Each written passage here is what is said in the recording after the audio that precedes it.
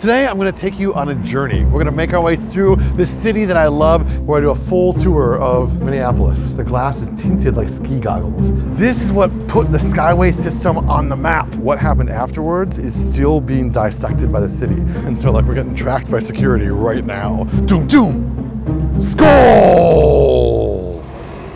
My name is John O'Sullivan and I am a professional tour guide, and you are in my home here of Minneapolis. Today I'm going to take you on a journey. We're going to make our way through the city that I love, telling you not just about its history and architecture, but also just like basic things like how to get around, food recommendations and all the rest. The novel idea that Chris, the guy behind the camera, and I had was, what if we did this in real time with no edits? So it's going to be a long video. I think it'll be worth your while, but feel free to scrub around and look for the parts that interest you. But we're starting here in Minneapolis today because Minneapolis is the economic power hub of Minnesota, evidenced by the buildings right behind me.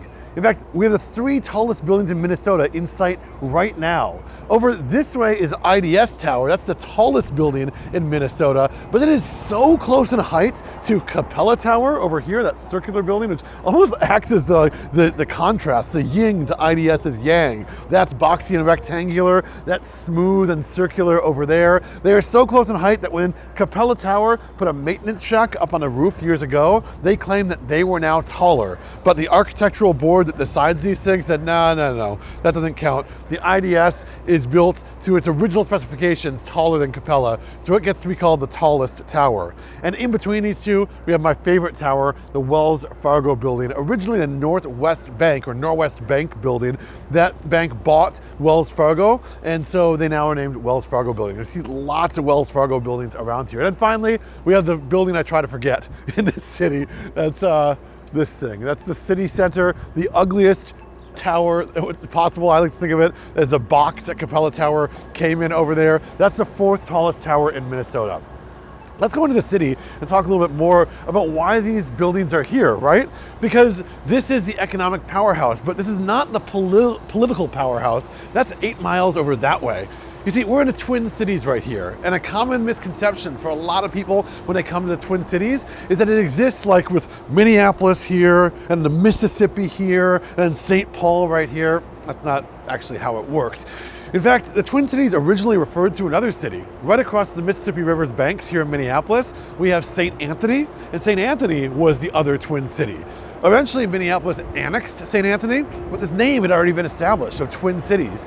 And so they had to take the town down the road 8 miles away to where downtown St. Paul is. And St. Paul is culturally distinct from Minneapolis, whereas we are loud, busybody, a little bit full of ourselves even. We are also the cultural hub of Minnesota with all the theaters and music venues that you'd care to go to. Meanwhile, St. Paul, that's quiet, parochial, old-fashioned. Now, I always speak diminutively of St. Paul when I'm on my Minneapolis tour. I hope to record a video of St. Paul soon, and I'll do the opposite version of this little routine.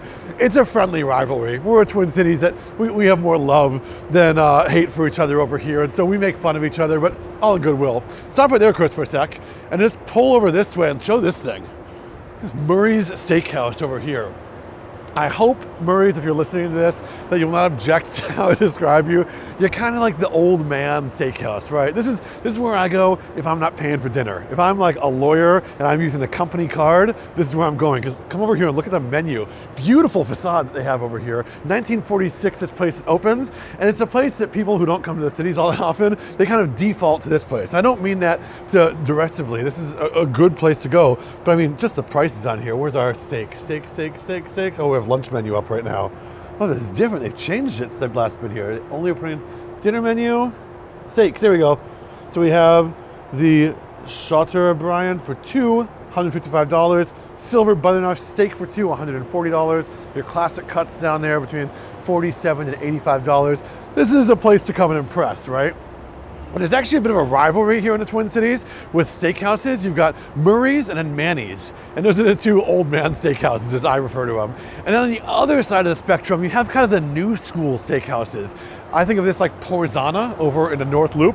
Great one to go to, very trendy. That place is not gonna win trend awards, but it's a place that you can go back to day in, day out for generations, and it'll always have that consistent quality. So Porzana's a good one, and a PS Steak over in Lorraine Park. That's another good one to go to.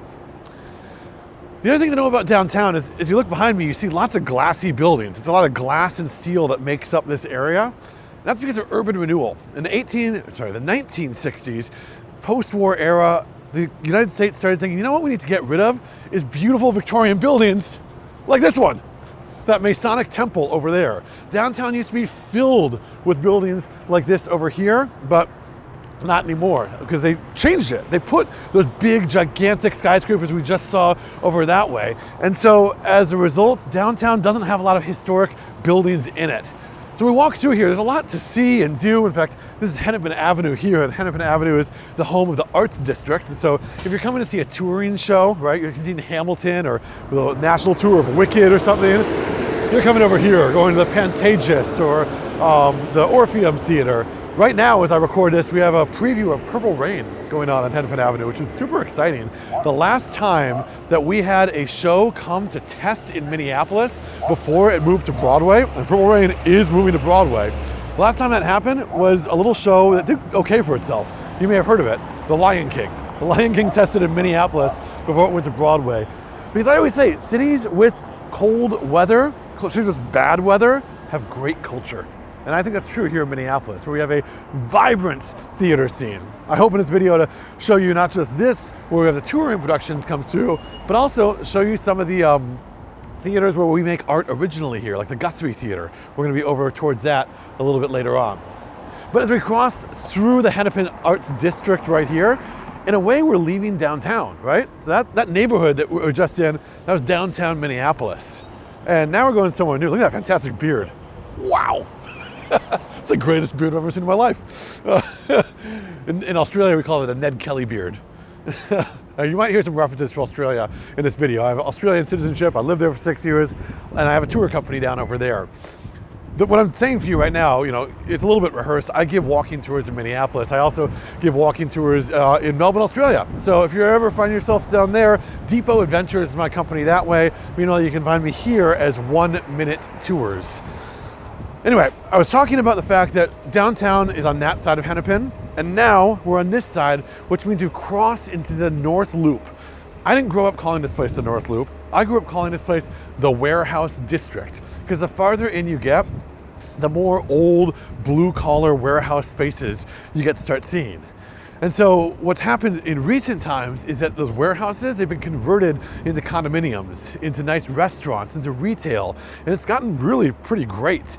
In fact, I would say that the real epicenter of culture in Minneapolis today, as I record this in November of 2025, it's over in North Loop. Downtown has gone through a downturn. Post-COVID, post the work from home ordinances, post-internet even, and we'll talk about that as we get into our Skyways.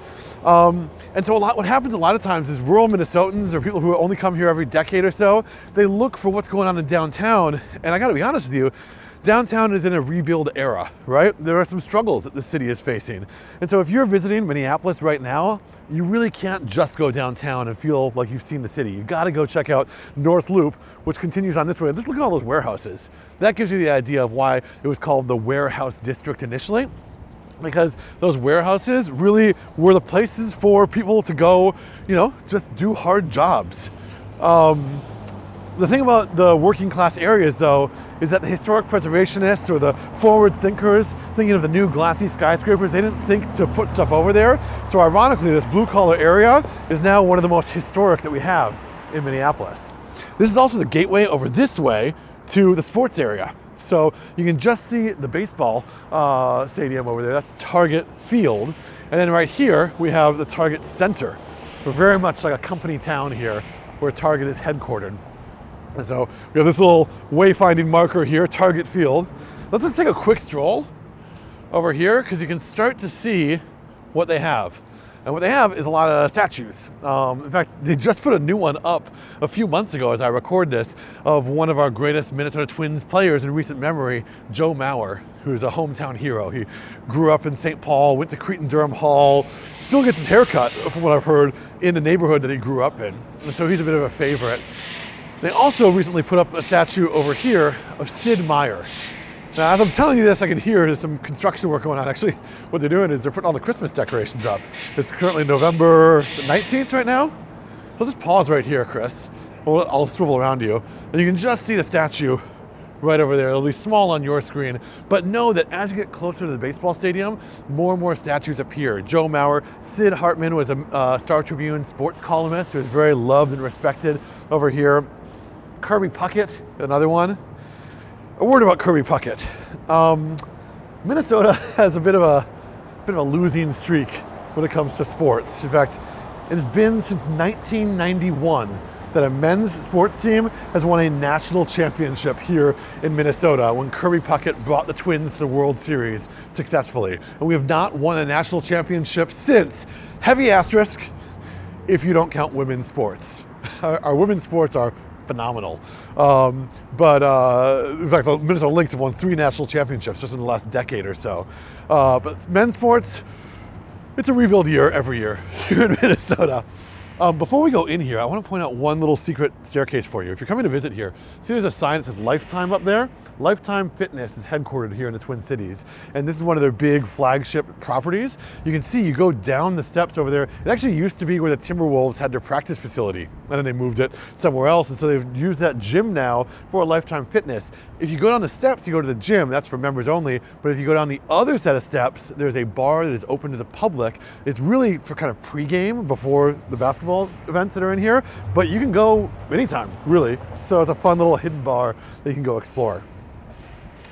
We're gonna head into Target Center right now, and there's a chance we're stopped as we go in here. Because while these places feel public, they are not public. And so we'll see how we fare as we go through here. It's one of the ironies about our Skyway system. It's this thing, it's kind of the envy of the world, and yet not terribly welcoming to other people. But one thing I will point out to you on the way real quickly, check out that statue over there of George Mikan. George Mikan played for a team that you know, the Lakers. Hey, how you doing? Good to see you. Got another tour guide right in here. Want to be in the video? Hey, man, what's going on? We're doing a video right now, a 3-hour walking tour in Minneapolis. Fantastic. That's what I'm doing. Are you? Yeah, someone's out for a food tour. Do you want to tell us about George Mikan? George Mikan. Come on over. Yeah. Hey. Introduce yourself.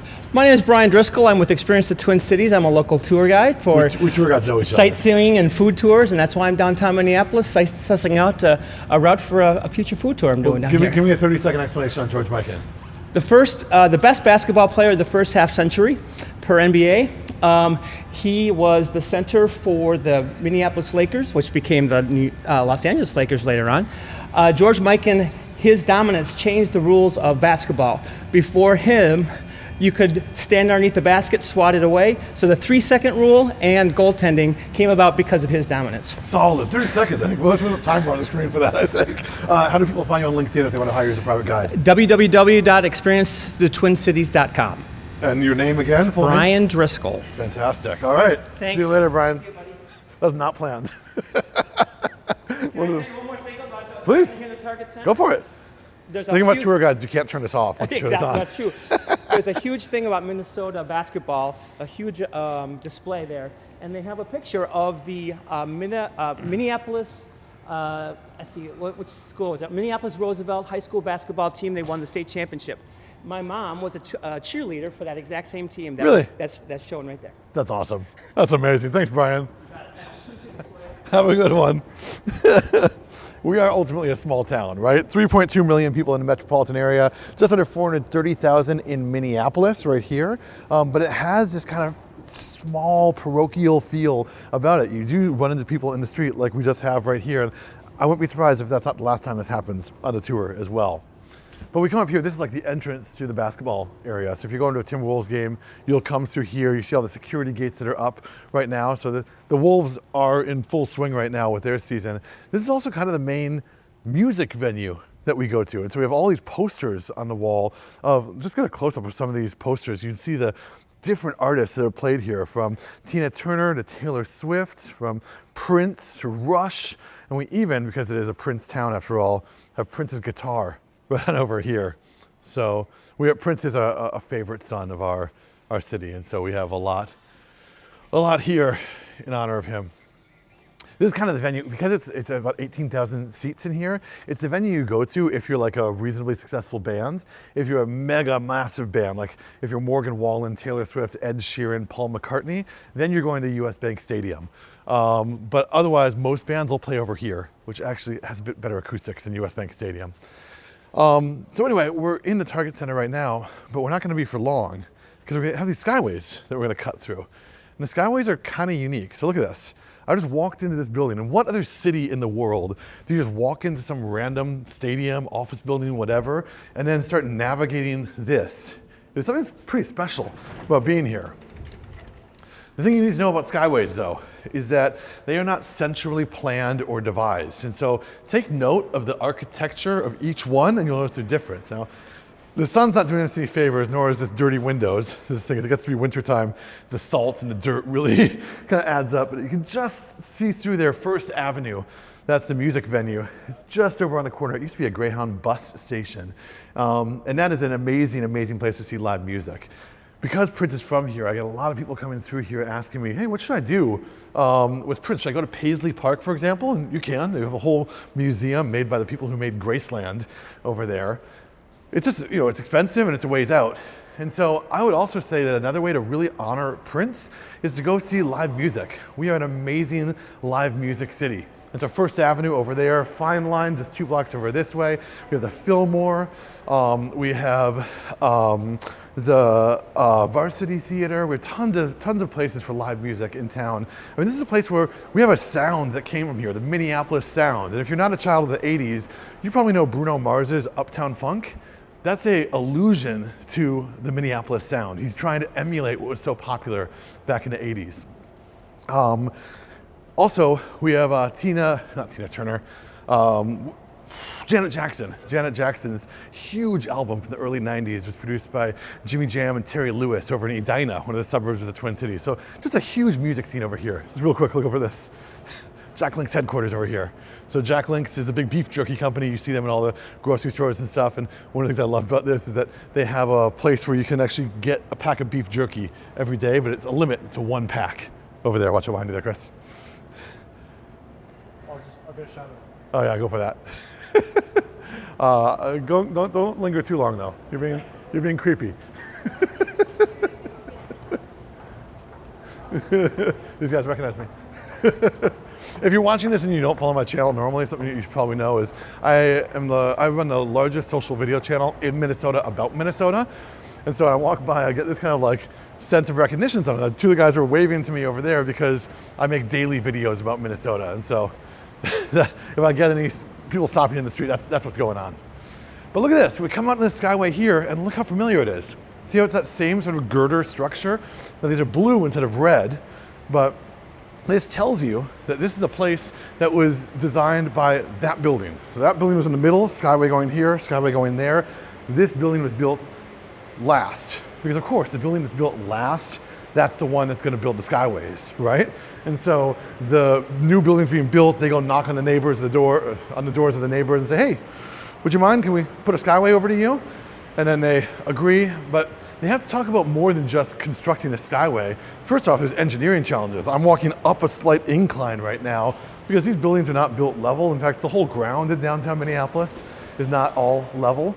But then also they have to agree on things like security policy.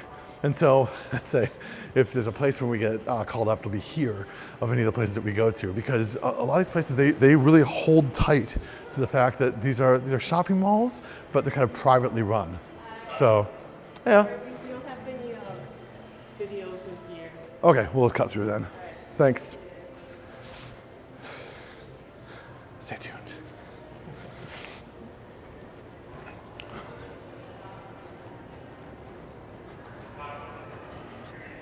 So one of the things that really drives me a little bit crazy is that we've kind of usurped the ground level of these places. We're making our way out right now. We're going right out. The thing that drives me crazy about these places is like security gets so intense over like literally just taking out a phone to take pictures. And so like we're getting tracked by security right now for just like being in a place where everyone who's a white collar worker through here comes through. And so There is no way to navigate downtown if you're a white-collar worker without coming through these ways. We're getting swarmed right now. This is ridiculous. We're going.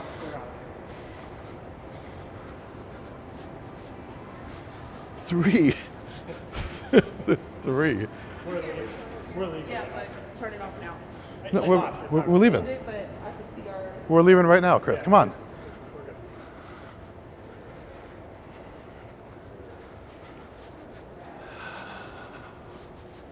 So this is the thing that's just like so frustrating.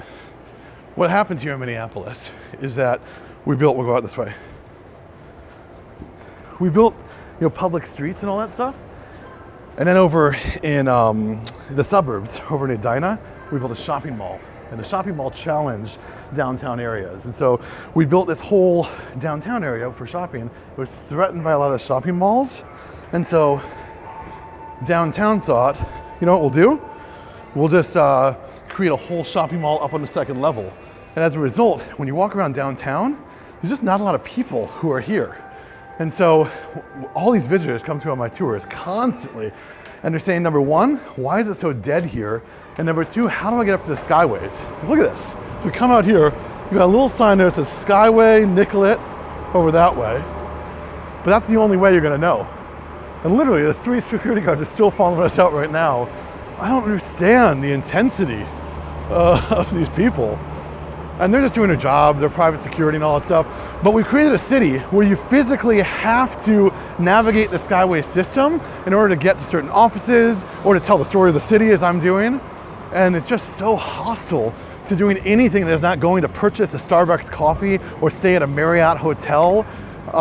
Meanwhile, places like this, the city center, they sit so vacant over here. This place actually lost 1 million square feet after Target vacated there 2 years ago. And so the building sits mostly empty, and yet they have this like intense death grip on anyone. I've been taking a selfie before I've been ushered out of that place. I wanted to show you that happening, so there you go. Whew! I'm a little bit like that now.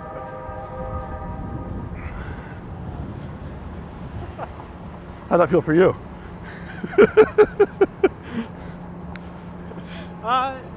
Yeah, it was. The whole purpose of this is like not to cut. So and she's like, I can see you recording. Yeah. I kind of had to lie, but whatever. You stopped. Yeah, you can't break your stride. Yeah. That's funny. When we started filming this thing, we have this like commitment to we wanted to create the walking tour, unbroken take going through the whole thing. And you can't really tell the story of Minneapolis without showing the Skyways. But that's the thing, that is only at that Skyway right there. So it's city center security that's so intense over there to like a dickish degree. But then you go to other places and it's just like, yeah, okay, make your way through. And so usually it's literally like, you're not even breaking stride. Anyway, enough said about that. Let's show you this thing over here. If you stop right there, Chris, and let me pivot around you, I want to show you this little A-frame sign, which is Meet Minneapolis. And so Meet Minneapolis is the Convention and Visitors Bureau for Minneapolis. These guys are responsible for doing the opposite of what the security guys are doing. And that's welcoming people into this place. Now it's kind of hard to find. You have to look for the A-frame sign, and you come through here, and it looks like you're not supposed to be here because security's right here. But no, they're very welcoming and very helpful to come through. Hey, so as you come through here, you get this. Hey, Kat. Hey. How you doing? Good, how are you? Good. We just had a bit of an intense situation with security over at another building in the Skyway system, but here we are now. Never a dull moment. Right? Do you want to introduce this place at all? Sure. I put you on the spot. Look, put that microphone Yes. right there. I'm Kat, and this is Jan, and this is the Meet Minneapolis Visitor Center, where we get people that visit us from all over the world that are very excited to be in Minneapolis. And let's see, we have local vendors, like over 40 local vendors. And so people can come in here and buy gifts for people, things that they can take home with them, or people that work downtown shop here quite a lot It's too. an awesome place to come if you're visiting and you just want to know, hey, what's going on right now? What can I do? Because look over here, you see they have the Vikings schedule over here. You've got the Timberwolves scheduled over here. These guys know when there's a special event happening over on Nicollet Avenue. What's this over here? This is new to me. Oh, cool. So all the theatrical things that are happening over here. And then they have this QR code. Ooh, Yeah, hold this on the screen for a second. If you're watching this on your TV and you can scan with your phone, you use that and they update this every week with what's going on in Minneapolis. So it's a great resource to use while you're over here. Just look at the stuff that they have. Like a lot of times when you're traveling, you want to bring a souvenir home, but you don't want to get just some mass manufactured, made in China sort of thing. So you come here and everything here is made locally by artists. And so this is not, it's really a sponsored part of the video. It's not, it's just a place I like a lot. I have this sweatshirt, a blue version of this, the little loon on there. And then crucially, the thing that I always do when I come here is I grab one of these things. They have a pretty good map in here. And so they have a two-sided visitors map. And so you come here, and on one side, they have like the zoomed in section of downtown. So like we started right here, walked to Target Center, through to here, and now we're at the visitor center. But then if you zoom out on this side, that's just a zoomed in bit of downtown. That gives you the idea of all of Minneapolis right here. So they have tons of these maps that are free to take, and you should do it. You should come take one. Just to give you a quick overview of where we're not going today though, let me use this blown up map right here.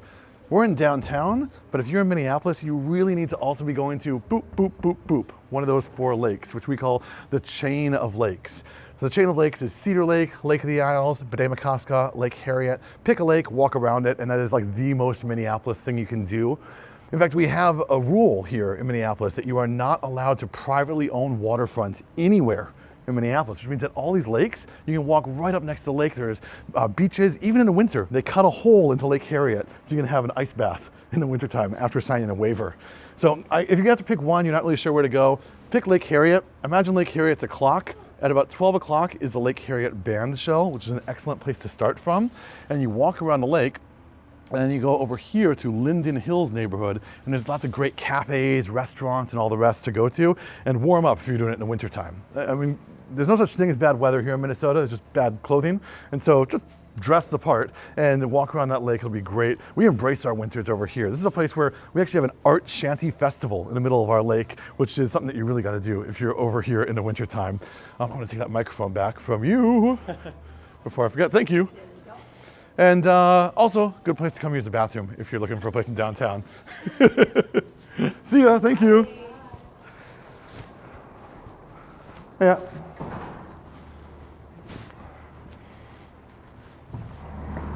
Okay, let's go this way. Oops, sorry. So we're right now at the intersection of 5th Street and Nicollet Avenue over here. In downtown Minneapolis, the avenues, they go north and south, and the streets go east and west. So it's a good way to figure out how to navigate. There are a lot of difficult things about navigating our city, and one of them is that we weren't that creative when it came to our city names. In fact, there's a 3rd Avenue, a 3rd Street, and there's a 3rd Street North and a 3rd Street South as well. That can be wildly confusing over here. So it can take some practice to figure out how to get around this city. Luckily, we have this beautiful light rail system. And so as we're coming in right now, we have a light rail train coming. So this is a light rail stop, and I see the blue line coming right now. We have the blue line and the green line. One of the lines will take you to St. Paul, downtown St. Paul. The other line is going to take you all the way over to the Mall of America and to the airport. And so you can choose to, hey, how we doing? So you can choose a line and go down it. Now, if you're trying to get to downtown St. Paul, I wouldn't recommend taking the light rail. It just takes too long. Instead, look up the 94 bus. It's an express bus that stops only at one stop between downtown Minneapolis and downtown St. Paul, and that's the fastest way to get down there. But it is a good way to get back from the airport. So if you're flying into the airport or flying out, hop on here. You have little pay stations over there. The pay stations pop out a go-to card, which I'll show you right now. You can get one of these things on it, and you can just load money on it and use it that way. If you're in downtown, between the 2 sports stadiums, so US Bank Stadium, where the Vikings play, and Target Field, where the Twins play, then it's only 50 cents to use it in that zone. So it's just useful to know that. You can get passes as well. I rarely find that the passes are worthwhile. I just put 10 bucks on there and see when the money runs out, then top it up when I need to. With light rails, you have to tap on before you get on though, as opposed to the bus where you tap on once you get on the bus. That's for most buses that are around here. I'm gonna come down over this right now. I say most buses because we have this interesting thing here, and it's these special bus stations. This is the BRT stop, or Bus Rapid Transit. So you can see up here, what buses are coming through. See the orange on there? So the orange line is coming. It just flashed. Then it has long pause. There you go. Orange is in 12 minutes. And the orange line is a high-speed bus. It's a bus that thinks it's a train. So what happens is that the bus comes in here. Bus shelters in Minnesota are all equipped with heaters over here that you push a button to activate. And so those are pretty great. And then when you go to get on a bus, you actually pay before you get on, right here. So this is only with the BRT trains. You go doop and you tap it on there. And then when you get on a bus, you don't have to wait for everyone to pay their fare. You just get on and it goes. And so it's super fast. In fact, the BRT, this orange line, it goes right down the center of 35W of our interstate. And the bus stops for this one are in the middle of the highway. And so it's the craziest thing. You'll be like at the bus stop with traffic whipping around you on both sides. They have barriers up there. It's just kind of an interesting way to do it. It's a more economical way than having to build new train lines. Although we are also building new train lines. So now I'm going to try to cut through the Westin. We'll see if our experience is a little bit better over here. I might have you, I'll lead you, Chris, this time. So I'll go first because it's a little bit less sus, I think. What I want to show you here is the old Farmers and Mechanics Bank of Minneapolis. Look at the architecture in here. It's just amazing. Come right over here, Chris. And come in this way. So when you come in here, look at this incredible restaurant they just renovated.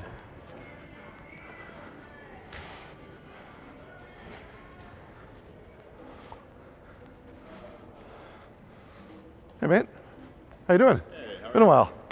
I'm just filming a video right now. Yeah. Just showing the place. Good to see you. Hey, tell us the name of the restaurant real quick.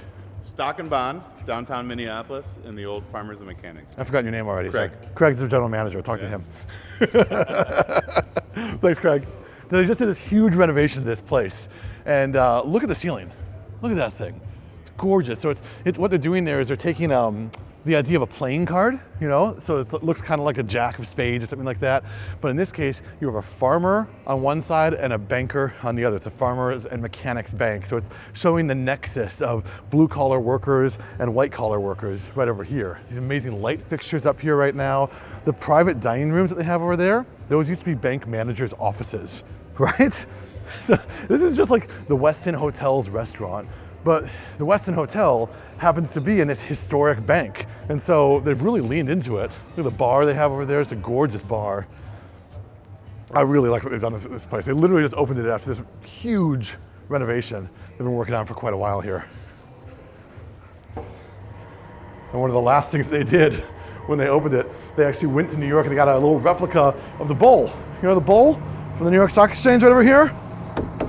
It's not quite as metal as the one in New York, but it's fun, right? And then you come outside, that's obviously not original, but this is. So these little friezes here commemorating 1941 when this beautiful building went up. Look at the glass that we have on a sunny day when the sun hits that glass. It is gorgeous. The letters above the glass say, the Farmers and Mechanics Savings Bank of Minneapolis. And then above that, you can see the little high rise. So that's the office building for the bank, which has now been converted into hotel rooms around here. The thing I like to think about Minneapolis in this way is like St. Paul, that's the area with the kind of the cultural elites, the old money and all that. But here in Minneapolis, this is a city for the agrarian society. This is a city for people who are farmers coming to buy an agricultural thrasher. In fact, one of the other hotels, the Canopy by Hilton, that is in an old thrasher sales floor where farmers would come up and buy farm equipment or do their banking over here. And there's this great musical, you've probably seen it or seen the movie maybe, Oklahoma, by Rodgers and Hammerstein. And kind of the joke of Oklahoma, ultimately, it's that the Rodgers and Hammerstein are these like East Coast elites, right? And they're making fun of the middle of the country. I think that's my like dramaturgical analysis of that play. And so in the middle of the play, they have this song called Kansas City. And the point of the song is basically they're saying, look at these country bumpkins who think that these little tiny towns are big cities. So Will comes back from the big city of Kansas City and he goes, everything's up to date in Kansas City. They've gone about as far as they can go. They went and built a skyscraper 7 stories high, about as high as a building ought to grow. And so they're making fun of this guy who thinks a 7-story skyscraper is high. But I also kind of like it because it gives me an idea of how people thought about Kansas City and Milwaukee and St. Louis and Cleveland and, yes, Minneapolis as well. Minneapolis is a working class city, and a lot of money did come in here, but it is built on the backs of people working in the farms all around here. All the grain that's all around here. That is a lifeblood of Minneapolis. So no, we don't have the beautiful Art Deco of New York. We don't have the film industry of Los Angeles. What we have here are like the real people, and there's a connection from the city to the rural parts of Minnesota that I think is sacred. We, in fact, are the place that has the most successful third party in political history. The Farmer Labor Party over here had a governor, Governor Floyd Olson. And it's because we have this big city over here, but it's a sacred connection to the countryside as well. It's something that with our politics today, we started to lose, unfortunately. And it's really unfortunate here in Minnesota, because Minnesota is special in the way that its city and its rural areas have always felt a connection. So I hope it's something, I hope the fever breaks and we kind of find our way back to our initial roots.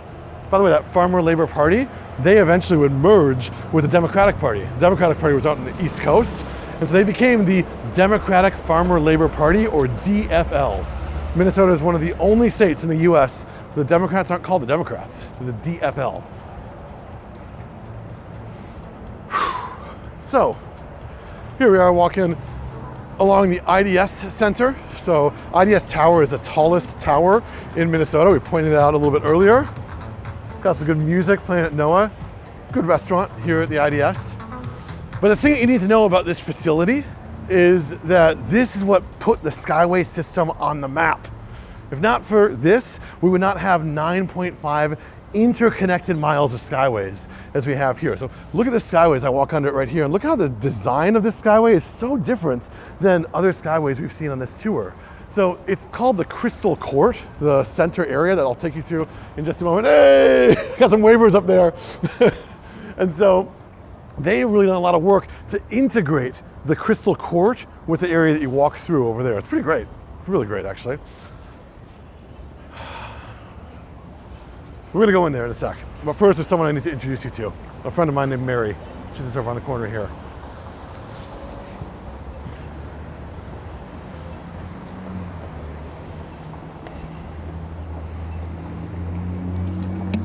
Now I know that you haven't heard enough of my singing voice from before, right? You wanna hear some more? Do you, Chris? Do ya? Who can turn the world on with her smile? Who can take a nothing day and suddenly make it all seem worthwhile? Well, it's you, girl, and you should know it. Na na na na na na na na na na. Love is all about. Na na na na. This is Mary Tyler Moore. Mary Tyler Moore was on a sitcom. If you're of a certain age, you remember her. If you're Gen Z, let me explain. Mary Tyler Moore had the hottest show of the 1970s, and it was called The Mary Tyler Moore Show. She'd gotten famous from another show named after a person, the Dick Van Dyke Show, where she was Dick Van Dyke's wife and that. But the 1970s, this is kind of that post-wave feminism, right? This is the era of bra burning, the era of redefining what it means to be a woman in society.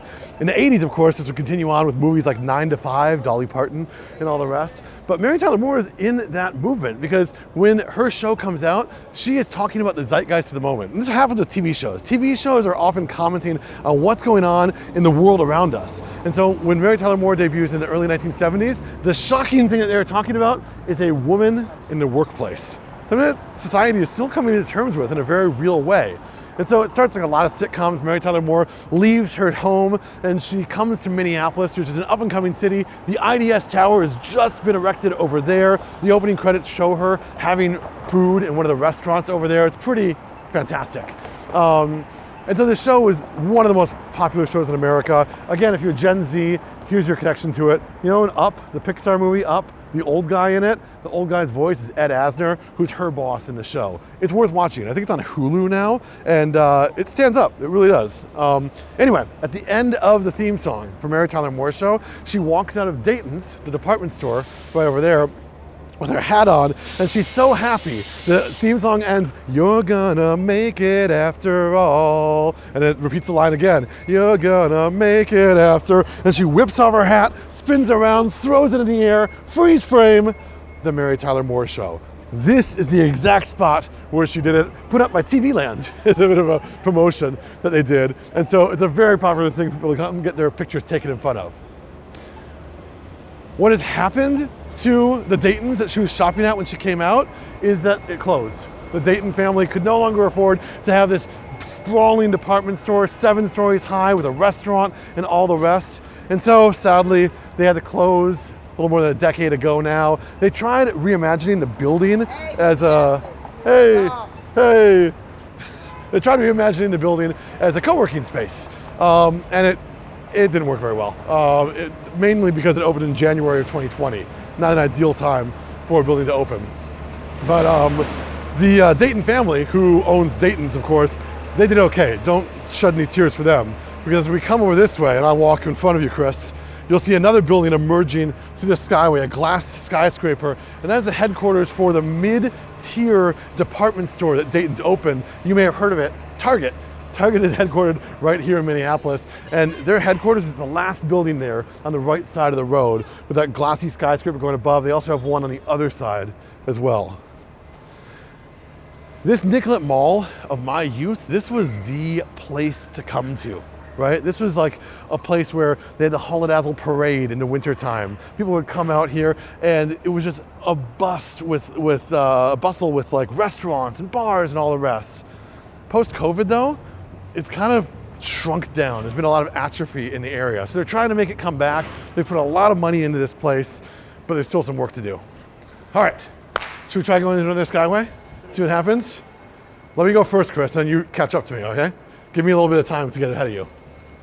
So I'll talk to you here like this and give you a little intro. So we're in the Crystal Court, and the place is like kind of a retro futuristic vision. So it's got the Skyways, I see them up here.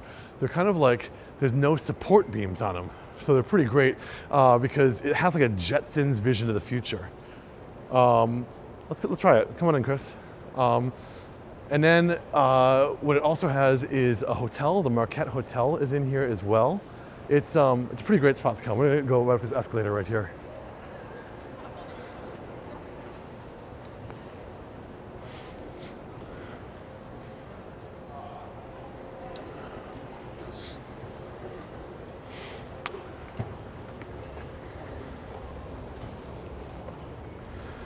So when you come into this place, it has like this grand vision of like 1970s version of the future. I mean, look at the restaurant over there. See, it's like just floating, suspended in midair.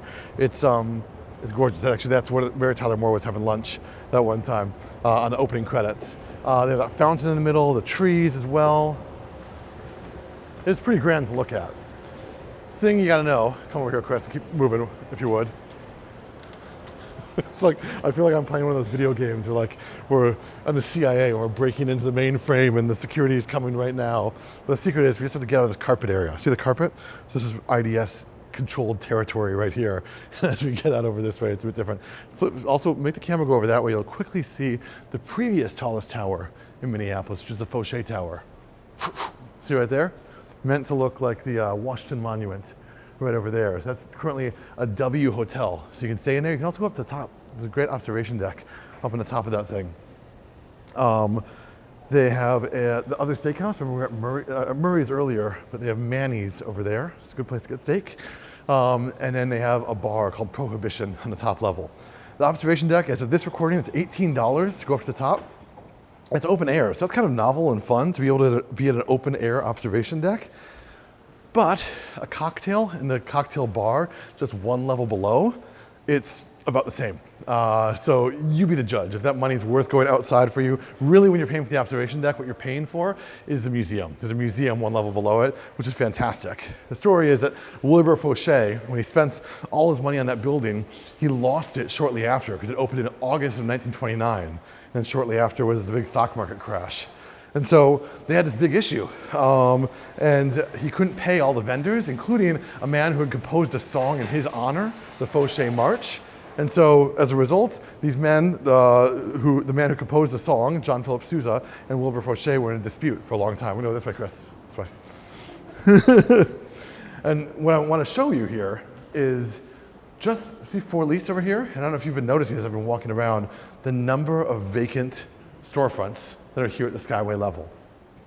Really, cities aren't meant to exist with multiple street levels, right? That's what we've done here. There's another For Lease sign here. Actually, that might be the same as over there. And what we've done is we've taken our downtown area and we've duplicated it in a city that already has a problem of two downtowns, Minneapolis and St. Paul. And so Skyways are really in a period where they have to figure out how to innovate. And if you're interested in that, we'll actually link in the description below the video I did about how to fix the Skyways. We have kind of a modest proposal over there about how to fix those. Also, the other thing is, like, look at this. We're like in like this weird courtyard area over there. And so it's kind of surprising when you walk through these places. It feels like we're in the bowels of the building. And most people that I take through here have absolutely no idea where they are in terms of directions. And so here's where the signs make a lot of sense. We'll pause here for a sec, Chris.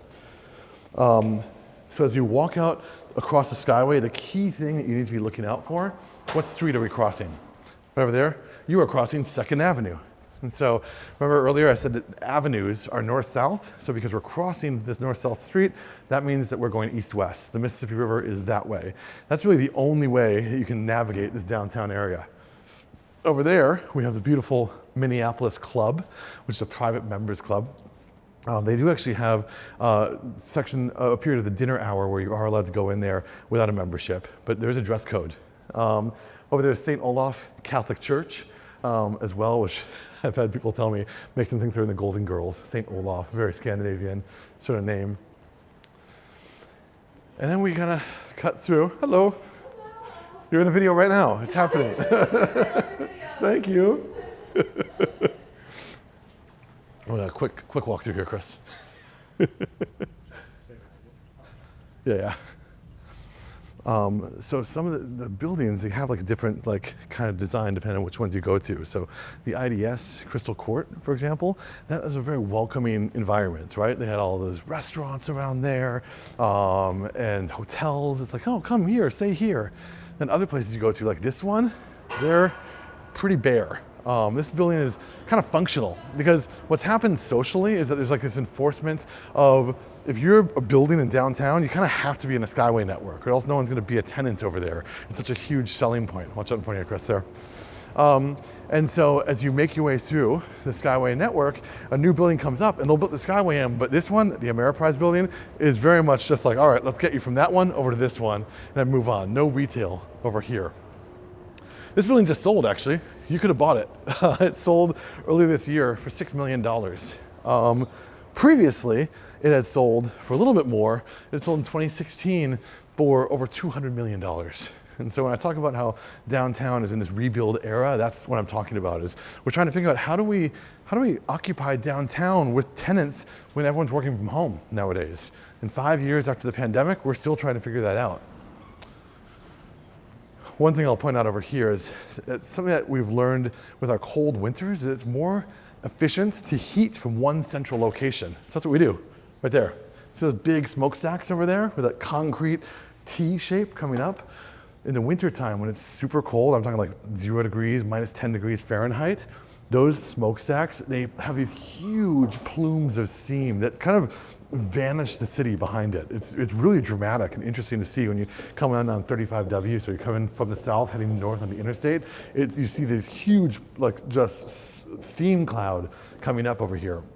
They are committing to making this a more sustainable building, but it primarily does burn coal. And so it's one of the things that we're trying to figure out how to make more efficient. But we actually are halfway there just in that we've centralized central heating into one building. And so all these buildings share heating in downtown as opposed to each one individually making it, which would be far less efficient.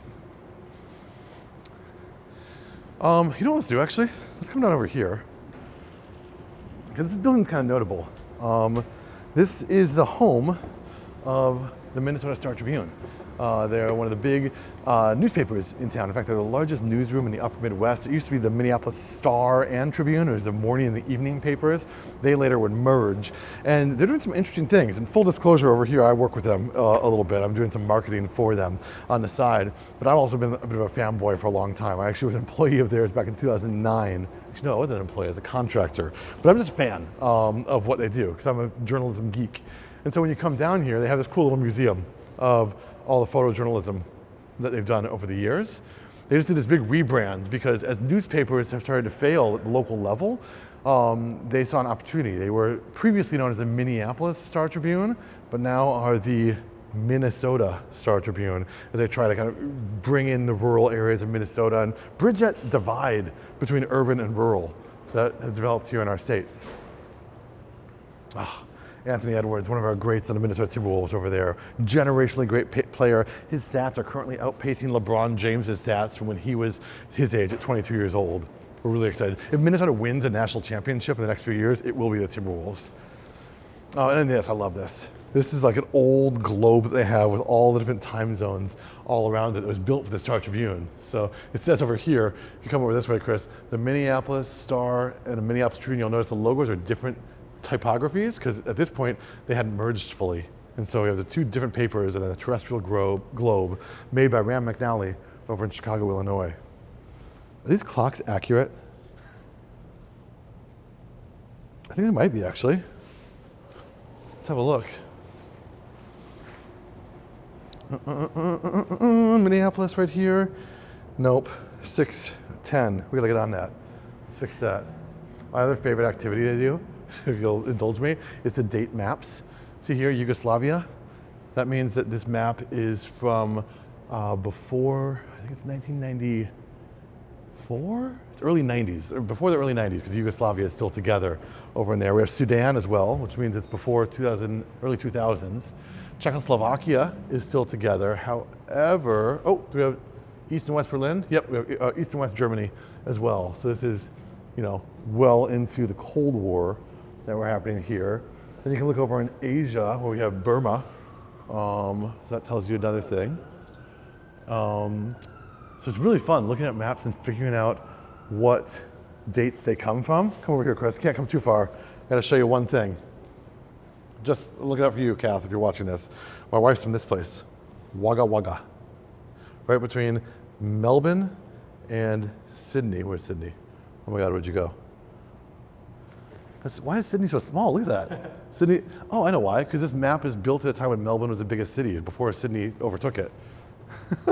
Anyway, that's where my wife's from right there, right on the Murrumbidgee River. Sorry, I can make the whole video just this now, if you let me. So where are we right now? We're actually in Capella Tower. And this is that big circular cylindrical tower. My 4-year-old son calls it the Top Hat Tower, because it has a little rim on it that changes colors based on what sports teams are playing around here. But they've actually done a cool thing where the whole architecture of this building is cylindrical. You'll see it right here. See this atrium? One big cylinder that we have over here. Are we gonna be able to get out here? Use the revolving door, but the revolving door is closed. We're locked in. We're locked in. We have to take the stairs. We'll take the elevator. We'll take the elevator for the benefit of my cameraman over here. Hiya. Good afternoon. What's that? Good afternoon. Afternoon. We're trying to get out of here. We can't get out that way? Yeah, that was closed. Okay. So I'll have to exit over here. Okay, cool. Thanks.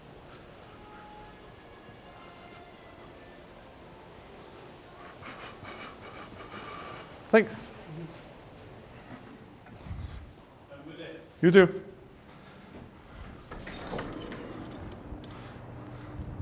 Oh my God. I have no animosity towards these people. They're doing jobs, they're doing private security, I get it. But I do have animosity towards these building owners over here, because we effectively outsourced our public streets over here, and we've put upstairs this incredibly hostile place. That's, I'm doing a kind of crazy thing here.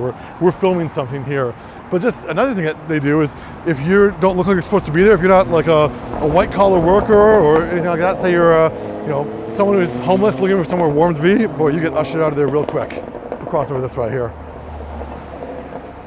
As you look up over this way, you see that shorter building. It's actually a twin towers. The building next to it is taller. It's now called US Bank Plaza.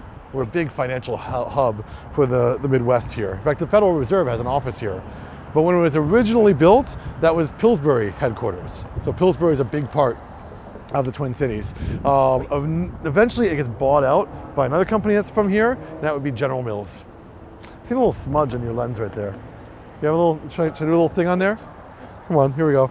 Let me help out. Huh, there we go. Let's go this way. Better?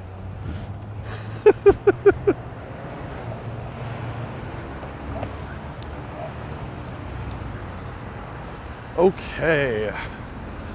So we're gonna try to go into US Bank Plaza, but just to get upstairs and go across that Skyway into the Hennepin County Government Center. That's kind of our plan right here. It's 3:20 p.m. right now. We should probably talk about how this place got to be in the very start, because Minneapolis is a really new city. I mean, this has been Dakota land for thousands of years, but the first permanent European settlement is here in 1819. Before then, there had been a lot of fur traders over here. In fact, the early history of Minnesota is a really interesting one in that you had a period of time when Europeans are wearing beaver skin top hats. Those were all the rage over in Europe. And so they realized, what we have to do is we need to get more beavers, because they had hunted beaver nearly to extinction in Europe. And so the French fur trading company starts up out of Quebec, which is then France. It was back in like the 17th century, 18th century. And they start making these big journeys down through the Great Lakes, eventually making their way to Minnesota, and at the same time as the other indigenous group comes here, the Ojibwe. In fact, the Ojibwe share their knowledge of canoe making with the fur trading companies. And so Minnesota gets its start as a place where these Europeans come, they stay for the winter, they trade furs with the indigenous peoples. The Dakota and the Ojibwe will give beaver skins in exchange for things like blankets or gunpowder or pots from Europe. And then the Europeans go back for the summertime and then come back in the winter. That's the early history of this place. But eventually, what happens is it becomes a military place. The US government decides that it needs to build a military outpost, the kind of furthest west and furthest north that it can possibly get. And that's here in Minnesota.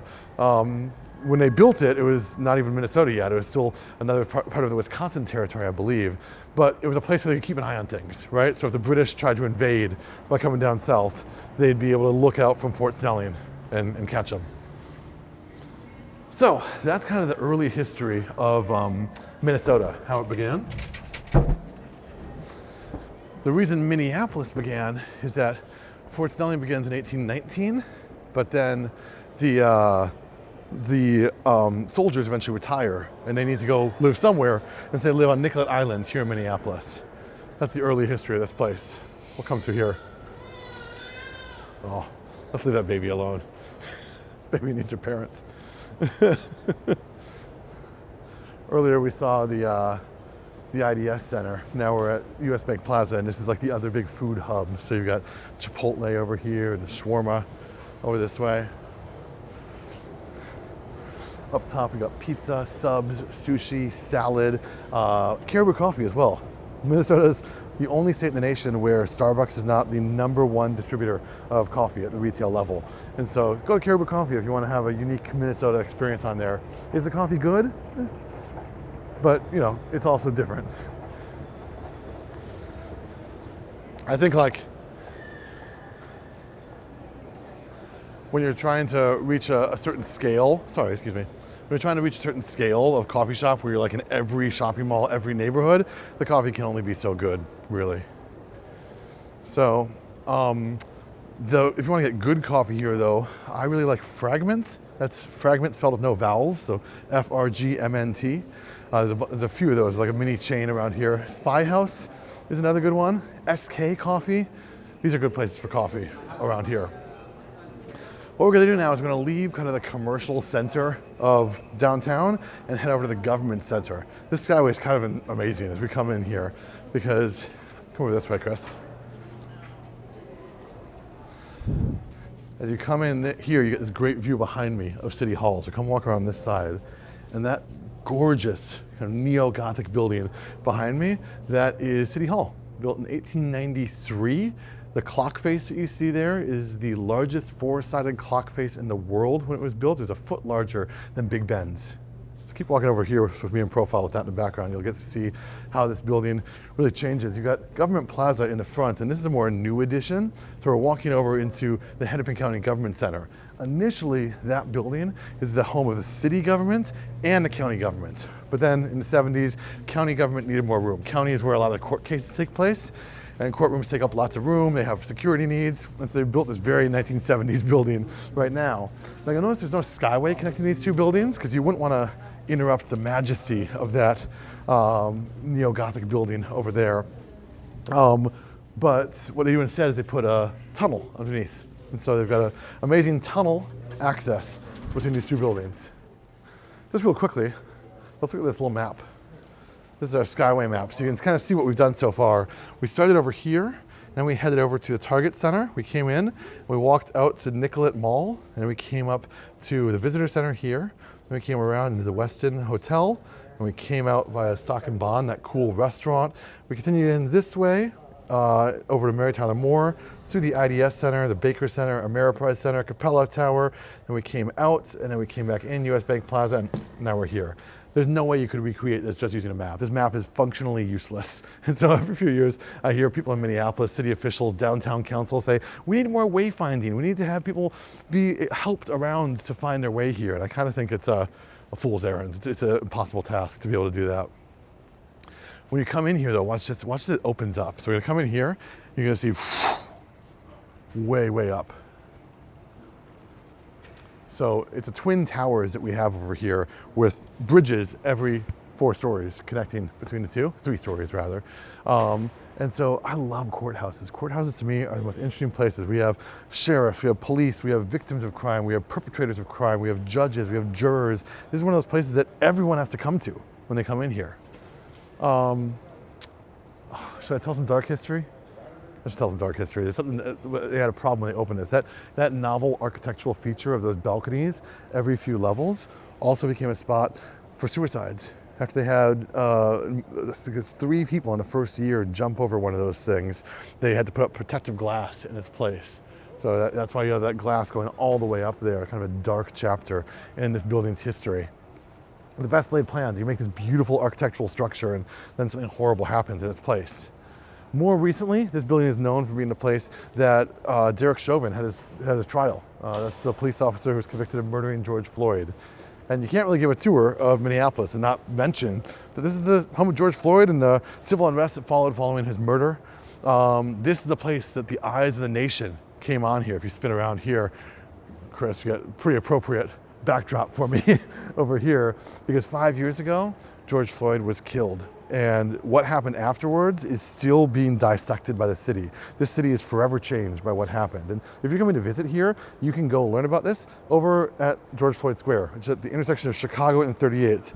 It's not really a finished square. The city is still fighting about what it should be, but there are activists and people from the neighborhood and people from outside the neighborhood and all sorts of people arguing about what the future of that square should be. And in the meantime, what you have is on the block driving in there, all the names of people who have lost their lives to police officers.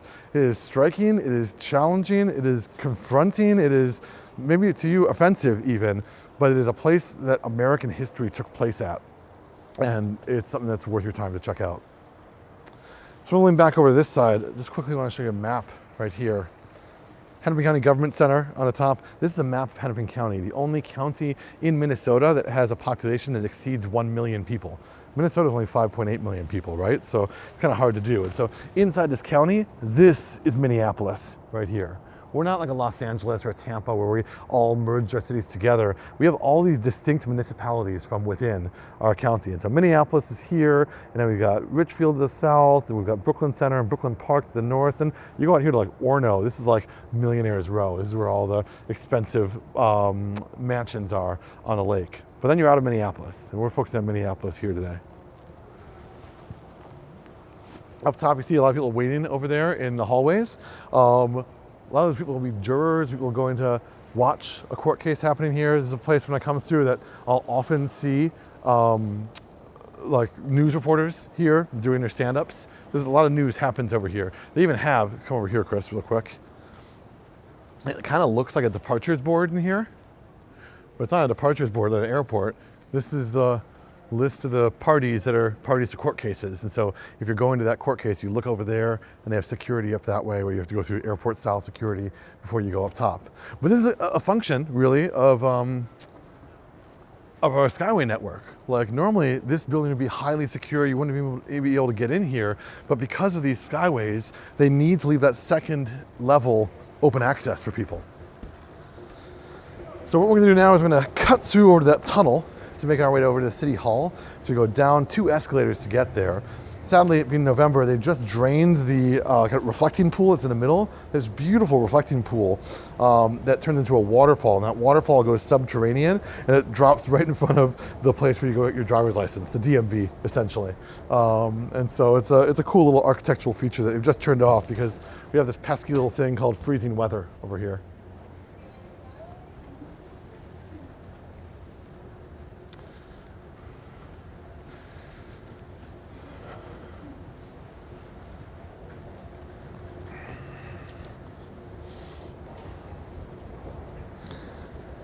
Minneapolis gets its name from 2 languages. And Polis is a very common suffix for things like Annapolis, for example, because Polis is just Greek for city. But Mini is an anglicization of the Dakota word Mini. Mini is the word for water. And so you get lots of things named Mini over here. Minneapolis, Minnesota, Minnetonka. And so we have a lot of references to the indigenous languages that are here. In fact, the Mississippi River is from an Ojibwe word, Mississippi, and that's why that's there. Fort Snelling, the military base that was built here in 1819, that was built at a sacred space for the Dakota because it was the convergence points for 2 rivers. And I think that's interesting about this. I've heard some kind of more cynical analysis, or critical analysis, I should say, of U.S. imperialism putting a military base on a sacred space for indigenous peoples. The way I kind of look at this also is, every human who's ever lived on this land has found that this spot where the Minnesota and the Mississippi rivers come together is significant. I think that's kind of interesting, kind of romantic even, to think that we have this shared humanity across our cultures. So right over here we're seeing, if you go on the other side of me, Chris, that's where the waterfall comes down in the summertime. So it's kind of fun to come down here and see this big wall of water coming down, those grates down below. And over here, they don't like it when you call it the DMV because they're not just the DMV. They're also the Hennepin County Government Services Center. So look at this, you can actually come in. Look at, we now offer marriage ceremonies. You can get married right over there at that desk. And you do see it, it's just kind of fun. You see people in wedding dresses coming out here every now and again. Here's is kind of fun too. This is the Hennepin County logo right here. In a moment, I'm going to show you the building we just came out of, and it's shaped like that logo. They made the logo in the shape of the building.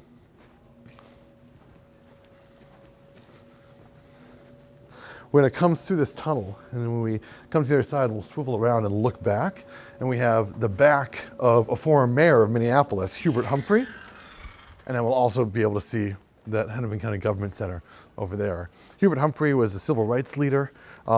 He was the mayor of Minneapolis. He went on to become a U.S. senator, and then after the assassination of John F. Kennedy, Lyndon B. Johnson becomes president, has to decide who he's going to assign as his vice president. A lot of people think it's going to be Bobby Kennedy, the natural successor of JFK, but no, he picked our former mayor of Minneapolis, Hubert Humphrey, who continued to be a civil rights leader for a generation. That's why we honor him with that statue right there.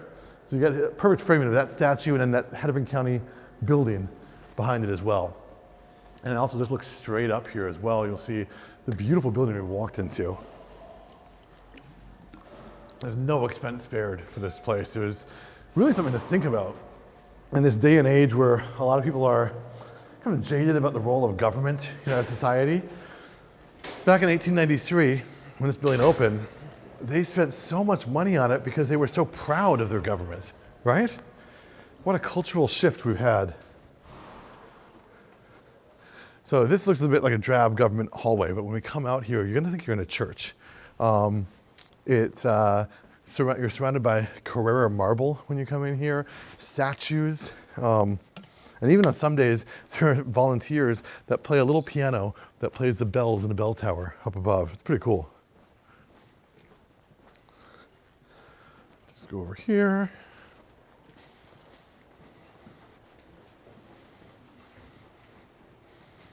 All right, look at this. Welcome to Jurassic Park. What a space, huh?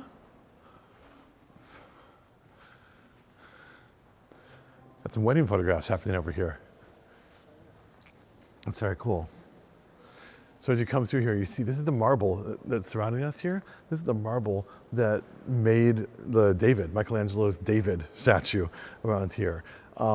These stained glass windows here were put up. They later would extend the building, and so you'll notice it's kind of hard with the darkness that we have now, but the windows on the left are artificially lit, and the windows on the right are natural sunlight that are coming in here. On bright sunny days, you can really feel that.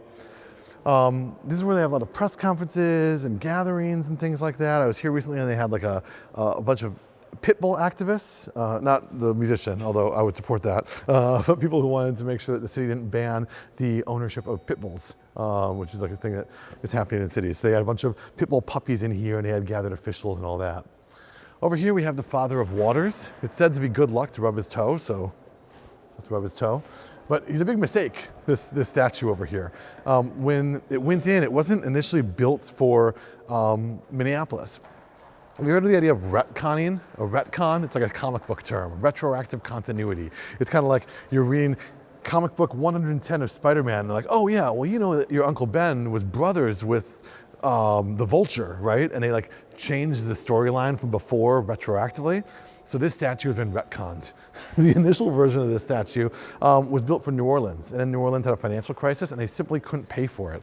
And so it doesn't make sense when you think about it that you have a alligator and a turtle in Minnesota, and yet they are here. And so the retroactive continuity of this is no, you don't understand. What's actually happening here is that we're representing all of Minnesota and all of Mississippi because the Mississippi starts in Minnesota. And so we call this the Father of Waters statue. And we represent every part of the Mississippi, from the turtles and the alligators down in the Gulf to the fishing nets also in the Gulf, to the corn of the Middle West, right? So that's the other part of the Mississippi. And you come back over here, and of course, I mean, we're the Twin Cities, and so you got the riverboats going over in St. Paul, but we're totally connecting the whole place together, right?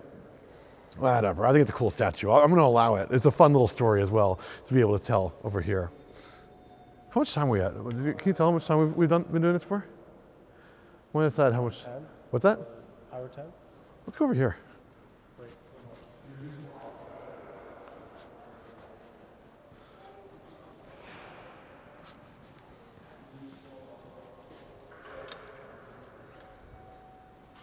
What's that? I rubbed his toe, you didn't even see. Oh, good call. You know, I was just keeping the luck for myself. I don't want to share it with you. I'm going in this elevator because the elevators are gorgeous for one thing. But also I want to see if we're able to get back towards, well, I'm not going to say it unless we can get access to it. They also have the fire department over here. It's like the big atrium over here has these huge roofs in there because they would literally park the fire trucks in here. Horse-drawn fire trucks, not modern fire trucks. And now you enter the bird cage. Nope, nope, nope, nope. Yes! Ooh. There's another elevator coming down. We're going up. I was last here and I got to check out, they have a library in the clock tower of all the city ordinances that have passed here. It's not open to the public, but it's super cool. It's an old building and every corner of it has some use for something. Here we go. Yes. So you can see this is city council, right? So there's city council offices over here. And you come through here, they've just finished a huge renovation of this. So I've actually seen this for the first time right along with you guys. Back here you can see the courtyard that they have. So this is not often seen, but that little extension here, that's what was blocking the stained glass windows from before. And so it's very much like a functional building as well as a beautiful one. But I'm actually thinking this is all new and different. This is great, wow. So they've opened this up. This used to have a wall here, and now they've opened it up in glass. It's much brighter. The city council chambers are just over here. Yeah. That's cool. So you got the seal of Minneapolis right here, council chambers right in here. As I record this, we've just finished a big mayoral election over here. Our mayor is Mayor Jacob Fry, who's in his third term. He just won his third term over here. And in the back of this building is where the office is. So we come through here. And I'm not looking for the mayor's office as much as I'm looking for a tile, a very specific tile on here because these tiles were laid in the late 19th century. And back in an era before social media, people had to work hard with no Tinder to be able to date, right? And so something that people would do is they'd write their names. So Chris, you gotta help me here. We're looking for a name written on a tile. And it's of a young woman who wanted to get a tile layer to date her. I believe it's just outside the mayor's office, if I can remember correctly. Shh, shh, shh, shh, shh.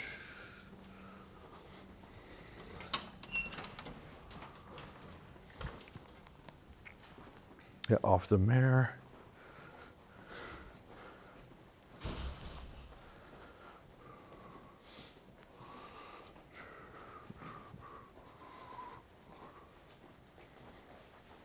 Oh, so this is part of the renovation as well. More security protocols. Oh, no, never mind. Guess not. I guess they haven't activated it yet.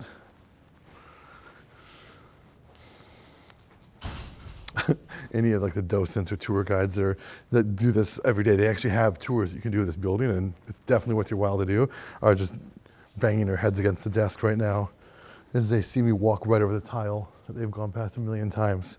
We'll try one more hallway. So literally, it's like a piece of tile that big, and it has a little girl has like signed her name. It's like age 14, I think is what it is.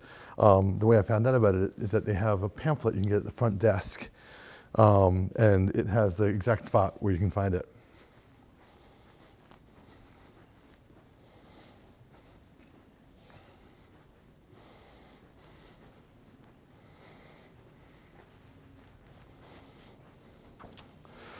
Oh, well, this is now homework for you, dear viewer, watching this video. You have to come back and look for this thing. One tile.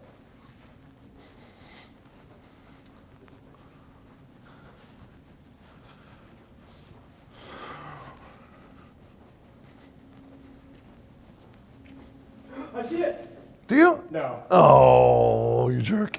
Gotta spice up the video. I know, right? It had a bit of a lull there, didn't it? Got a little bit boring. Darn. Should have gotten that pamphlet from before. Would have been totally different.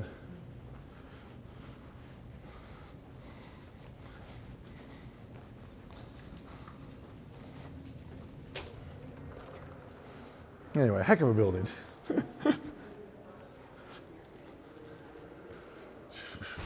Get this view from here as well, Chris, looking down now that we're up here. Just a gorgeous space.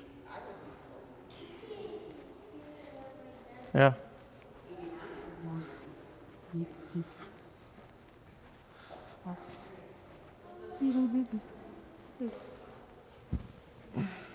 You know, as beautiful as this place is, Chris, this is also a functional spot. And so if you get too drunk some night, you might get thrown up here. See how the staircase is a lot uglier? That's literally the drunk tank up there. That's like the holding cell if you get arrested while you're waiting for your arraignment to be able to go to.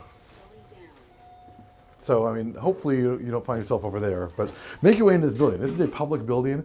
You aren't gonna have security do like they did over at the Skyways earlier where they usher you out. They want people to come and see this place. So do it.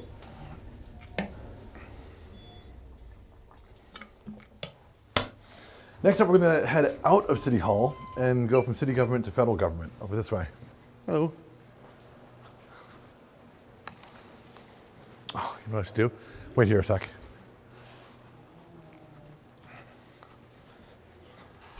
Yeah. Do you happen to have that little self-guided tour pamphlet in here? You know, Running low? otherwise, there's like a, I think it's a barcode or something you can go off Oh, really? on the wall there. I was looking for that. I was upstairs looking for that tile, the tile with the signature in it. I couldn't find it. Don't worry. Don't worry yourself too much. It's fine. If you don't have a big stack there somewhere. Thanks anyway. Oh, you're fine. Have a good one.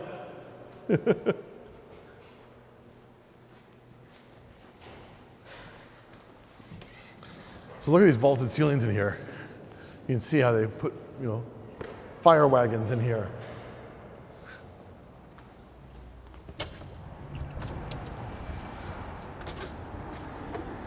And now as we come out of City Hall, we're still in government land. And so if you look over this way, this is a kind of annex to the city offices over that way. Also, we have the Juvenile Justice Center over to the right. We have another city building a block this way, but now we reach the might of the federal government this way. So ever since the Oklahoma City bombings in the 90s, the federal government has been quite particular about security protocols outside of federal courthouses. And this is no exception. This is a district court. And another fun thing about federal buildings is that you have to take 1% of the budget and put it into public art. So there's something kind of interesting with this building, and that is that they combine the art and the security protocol. And so what you see when you walk around here are these little mounds, right? As you walk through, come explore with me, you walk through these mounds, you start to see little figures, little creatures. So one of them, I believe, is right over here. You gotta trust me on this, Chris. He's directing me. He's directing the tour guide on where to look. In this case, he was right though. Shoot, the guy mowing the lawn over here. Hold on. Now I gotta be able to dig in my heels and be like, no, I was right. The guy mowing the lawn, he's right there, see? The figure right over there in that mound that you probably won't be able to see without, whoa, look at him go. Chris is running. So we have those little figures. There's one mowing the lawn over there, the other one kind of showing where to go. And then when you come back over this way, I mean, Chris, come on, what are you doing? You gotta come back here. Getting his cardio in. Look at him go. What they're doing is a little scene that's being depicted over here, and all the creatures are starting to gather. They're shaped like M&Ms, like peanut M&Ms. Some are bigger than others, and they're all creating a big dog pile right here to make a stack that bird is standing in front of. And so what you see is like, look at this here. These two people admiring the big tower, kind of holding hands amorously. This one's still working on building the tower. See, with the big peanut M&M on his back. These two are having a real moment together. Look at this. I think there's love in the air with these two. If you look at the front also, it feels like shoes were not where she should have stopped dressing, but that was it. And he never started. Well, hat, he did a hat, I guess. This guy's looking all friendly at his tower. This guy's taking a picture of it with his camera. And what do we have? We have the tower right here. So it's just a fun, playful bit of public art. He doesn't look too happy about being in the middle of it. When there are kids here, I'll see them come and like climb to the middle and remind me that I am too big for that. And it's just a fun way of merging art with security, because in addition to this being a playful, interesting bit of art, it also prevents cars from being able to drive right up to the building, which is what happened with Timothy McVeigh in the Oklahoma City bombing. Now as we come over this way, you're seeing the Minneapolis Grain Exchange. What a building. So it's said that, you know, people who made it rich during the gold rush, they were not the people who found gold, it was the people who were selling pickaxes that really made a lot of money.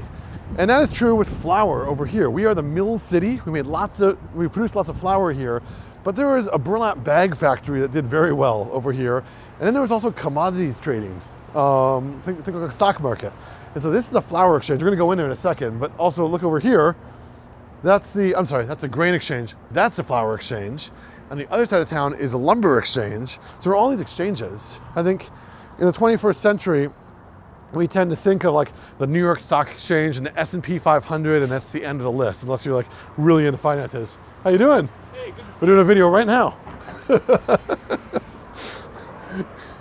And so this is one of those old exchanges right here, the Minneapolis Grain Exchange, which I actually know the people here. So they invited me to come take a peek inside. This is not something that you will be able to do if you're visiting. And so strap in, let's go check it out ourselves. Up to you.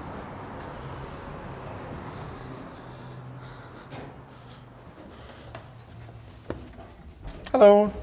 Hi. I'm a guest of Colleen's upstairs. Of who? Colleen, Coco? Okay. Yep. You don't? We can't film down here. Okay, well, let's go right upstairs then.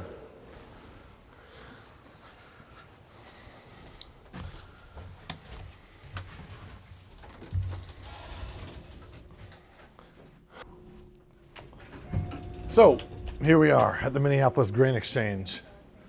This place has now been reimagined as a co-working space. And so it looks a lot different than it used to nowadays. Come have a look. Welcome to Jurassic Park, to use the same joke again. I love this building. This building's incredible. So like, this is a place where commodities were bought, sold, and traded. Let's go walk over on the staircase, Chris. All those prices that you see over there, those are frozen in time from 2008. So this is a place where you would have heard like, buy, sell, buy, sell. People holding pieces of paper. These are all phone booths out there to be able to call back to the office. And you'd be, of course, monitoring the prices of things. And so up here, you don't come up to it. No, you stay over there, Chris. I don't trust us for that much. What you see when you come through here is the things that they sold. So gold, silver, oil, live feed, cattle. All the way over on the other side, you have a ladder with 2 platforms on it, because initially this was a chalkboard. And so the people would update the prices on here with chalk. And then in 1978, they put this electronic kind of airport style board up that you see right now. And so it's not really used for anything nowadays other than looking pretty spectacular and being a bit of a reference to what was once here. Actually, I should say what is still here, because the Minneapolis Grain Exchange still exists. They just are online now. Like all the stock exchanges of the world, I don't know if any of them are still trading in person anymore. And so they're digitized. They're on a different level. They're on the same time co-working had come around. So the co-working craze had taken over. This is about 2008. And it opened in St. Paul, this co-working company called Coco. And the mayor of Minneapolis at the time, R.T. Ryback, called up and said, what do I need to get you guys to come over here? And the owner said, you know, we just need a big open floor that people can work from. And so he put these 2 people together, and that's what they use the space for now. You can also rent this out for private events, weddings, that sort of thing. These maps over here were used to tell people what the weather was. So people would update this with dry erase markers, zoomed in here for the upper Midwest, and then here for the whole country. Because this is the main constituency of the grain exchange over there, with Montana, North Dakota, South Dakota, and Minnesota. And these big windows up here, these are also here because they would literally have samples of grain in here. And so you'd look at the grain, you'd inspect it, and then you'd try to guess how you thought the supply would go that year. Pretty cool. This is a rare private skyway here in Minneapolis, connecting 2 buildings, the north and south building of the Grain Exchange. And then we come into this more modern part of the co-working space. The co-working space, by the way, is called Coco. So workatcoco.com is where you can go if you want to find out more or rent the space out for a private event.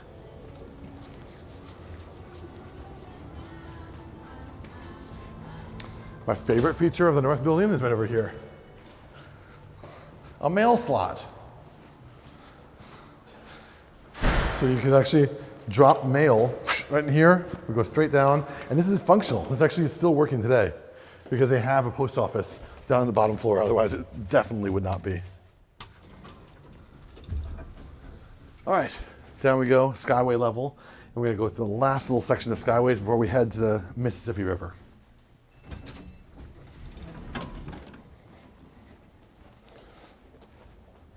When I think about Minneapolis, and I think about progress, and I think about the way we are as a city right now, we're a city that is very much, in discussion with what its future will be. Something I like to think about a lot is a guy named Jack Baker.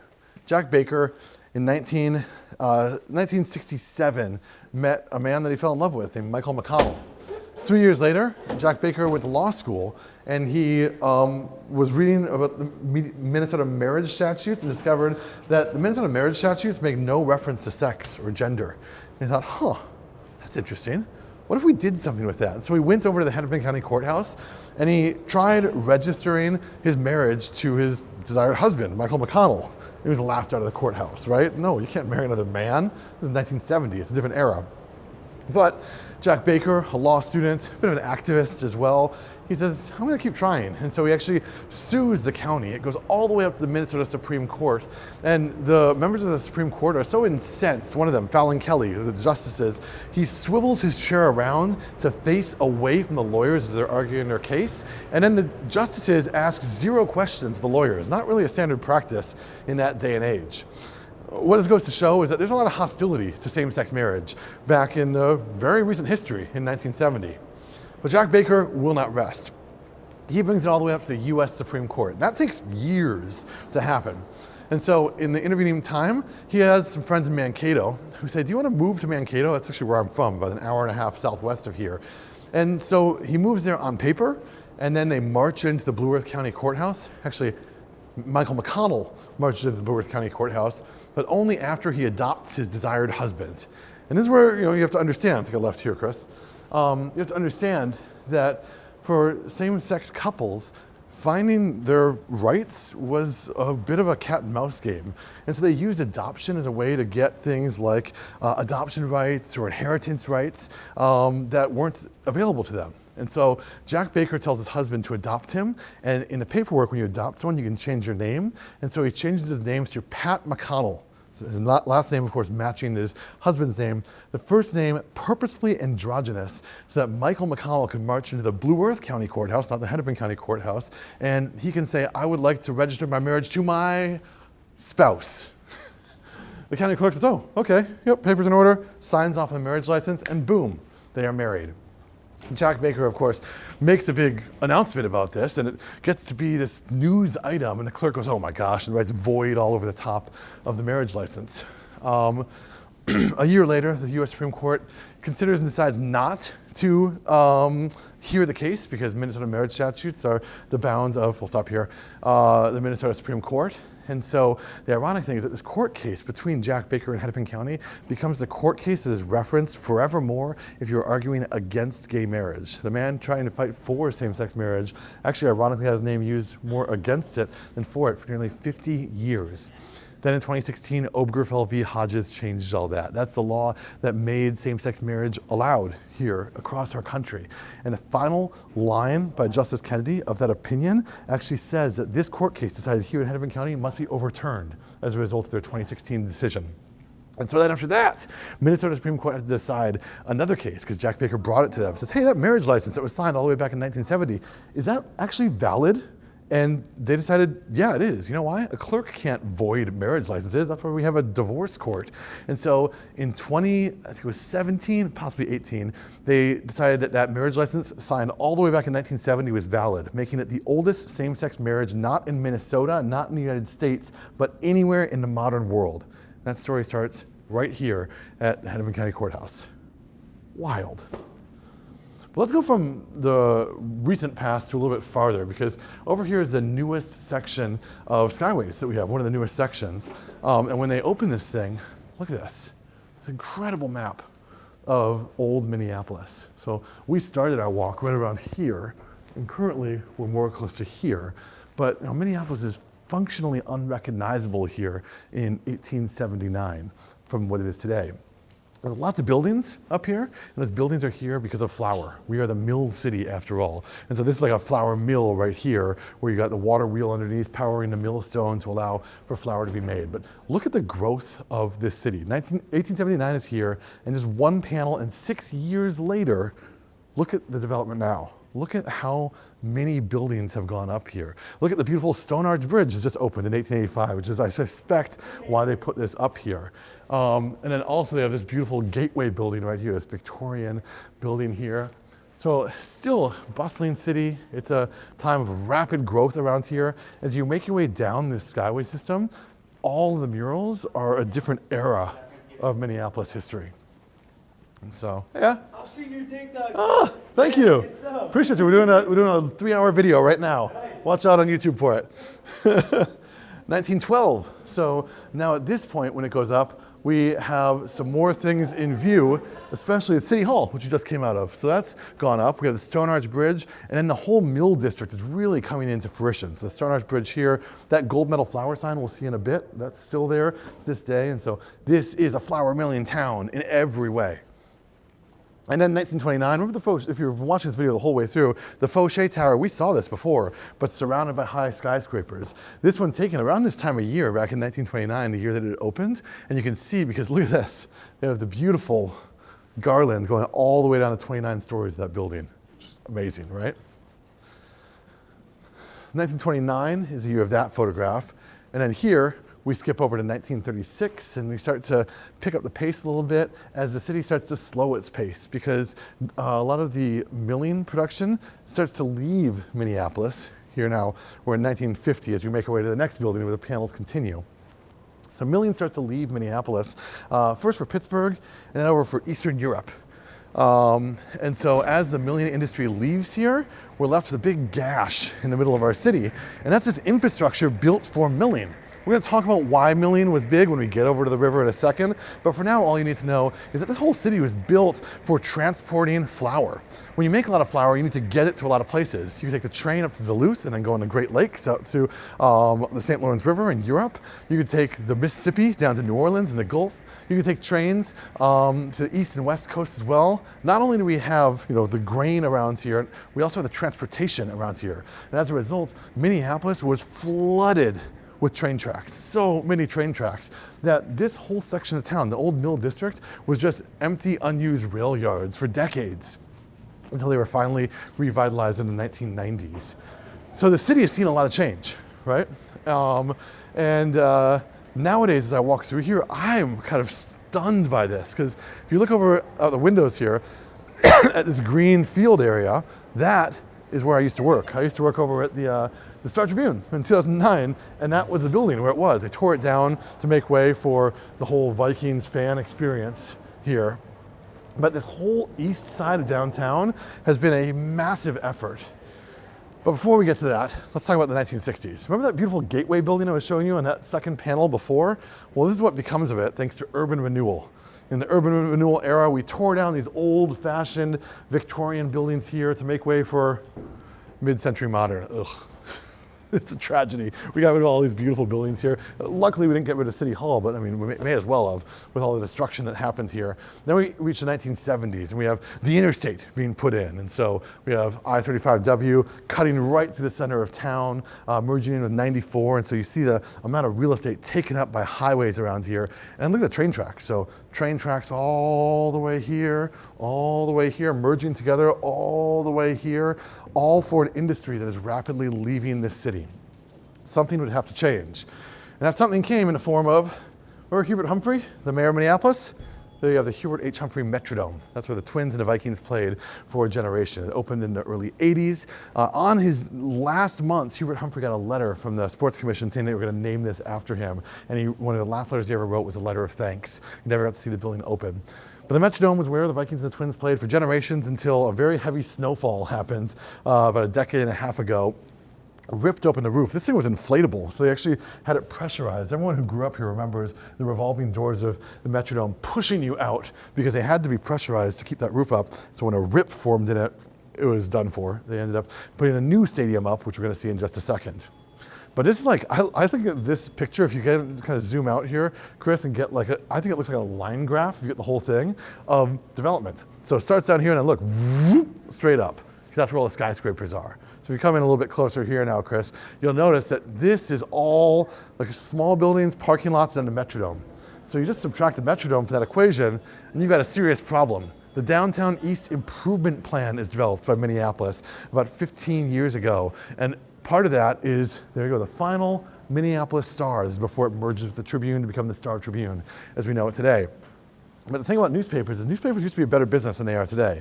The Star Tribune took up it took up 5 city blocks of this area. So this picture is not as useful because it's an overhead, but this is my favorite one here. This shows you the amount of real estate the Star Tribune had. This was the Star Tribune building, see Star and Tribune right here.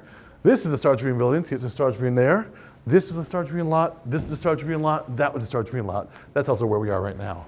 And so there's so much real estate over here that when the Metrodome needed to be replaced, they just bought up the Star Tribune right after the Star Tribune had gone bankrupt, and everything changed. Wait 1 second, Chris, I want to show you one more thing. See these historic buildings right here? They left some historic buildings up, and so if you see that one and that one, now follow the camera over this way, and you'll see they're still there. That's actually on the right, the Canopy by Hilton I was mentioning before, in an old agricultural thresher building. And so some historic buildings around here, but mostly this is a new neighborhood here in Minneapolis, a new vision of what this part of Minneapolis can be. Come here on game day in Viking season, this is thronged with people because when they put up the stadium, the big controversy about putting a stadium in the middle of town was, what about tailgating? No one's gonna be able to tailgate if you don't have parking lots around here. And so the response to that was that they opened up these 2 blocks, and 3 hours before every game, they open up Vikings Village. And it's this big festive environment where they have live music and food, and they have they have like liquor companies with promotional drinks, so you can get like a fireball shot in the freezing cold. It's kind of fun. Also, it should be mentioned that US Bank Stadium is Skyway connected. And so where we're walking right now, we could be going right over to the Vikings game where they're playing tonight. It's kind of fun. So when there's events going on at US Bank Stadium, you'll actually see they'll divide this hallway into 2, and then there's a bunch of security protocols here as you have to get your bag checked and all that, and you line up straight in to US Bank Stadium. US Bank Stadium is phenomenal. The New York Times listed it as one of the best places to watch football in the country. And so we're gonna get a look at that one right now. You want a water, Chris? All right.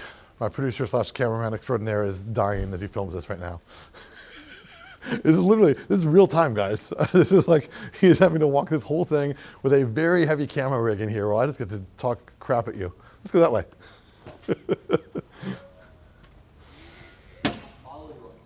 Do you? Thank you. We're making a video right now. We're doing a 3-hour video where I do a full tour of Minneapolis. So watch this space. You might see you in it. That's cool. Have a good rest of your day. You too.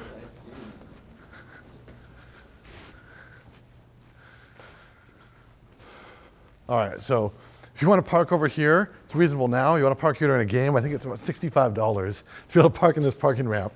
Because look how close you are.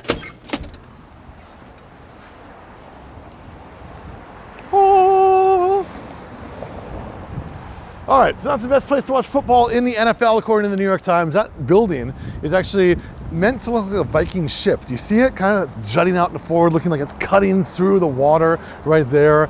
They consulted with Cirque du Soleil in deciding how to make the pre-show for this thing. And so what does that mean? It means that before the game starts, they have a Viking ship come out from into the field, and all the players run out with these purple neon lights on them. There are purple rune stones that they're running through as well, and then there's a huge drum carved by an artist, and Curtis Johnson, who's a local chainsaw artist over here. It's a drum that's like massive. It's like huge like that, and they call like a local dignitary, a politician, a former Viking, that sort of thing. And they have these big mallets, and they announce their name, and the person holds up the mallet, and it goes, yeah! And the person just goes, whoo! And then they go, doom, doom! And the whole stadium goes, skull! And there's a pause. And they go, doom, doom! Skull! Doom, doom! Skull! Doom, doom! Skull! Doom, doom! Skull! And right around this time, snow starts falling from the ceiling. Soap suds, actually. But it starts to feel like a snowfall. And then at the end, there's a big horn, and they blow through the horn, and fireworks go off, and the game begins. You guys, you have to go see the Vikings play at US Bank Stadium. It is an incredible experience. Even if you're not a football fan or not a Vikings fan, it is worth it to watch a game over there. They also do concerts. Metallica, Paul McCartney, Morgan Wallen, those are the recent ones that played over there. The acoustics leave a bit to be desired, if I can be honest, but so if you're gonna go, I would encourage you to go on the floor of that stadium, not up in the stands, because it's really quite muddled from up there. You also see the transit hub over here. So this is where the split is between the blue and the green line. So from here over to the baseball stadium, the 2 lines share a track, but then after this, they split into 2. And so one line that goes to St. Paul, that goes via the University of Minnesota campus and down University Avenue. The other line goes southeast towards the airport and the Mall of America. And so there we have the green line, and in one direction. It's rush hour now, so you'll have lots of time to be able to get on that thing. We are also a fantastic cycling city, and so you can put your bicycle on that and then be able to get off and bike to wherever you want. Anything else I want to talk about here? Hey, let's just talk about the flag real quick. So there are 3 flags over there. We have the US flag on the left, with the Vikings flag on the right, but in the middle is the new Minnesota flag. And the new Minnesota flag is 2 shades of blue because Minnesota comes from the word Minnesota Makoche, a Dakota expression, land where the water reflects the sky. So we're seeing the 2 shades of blue on there. The white star there is because of our state slogan, L'Étoile du Nord. Remember that we have French fur traders that make this place. And so those French fur traders made the slogan, so that's the North Star, as a North Star state over here.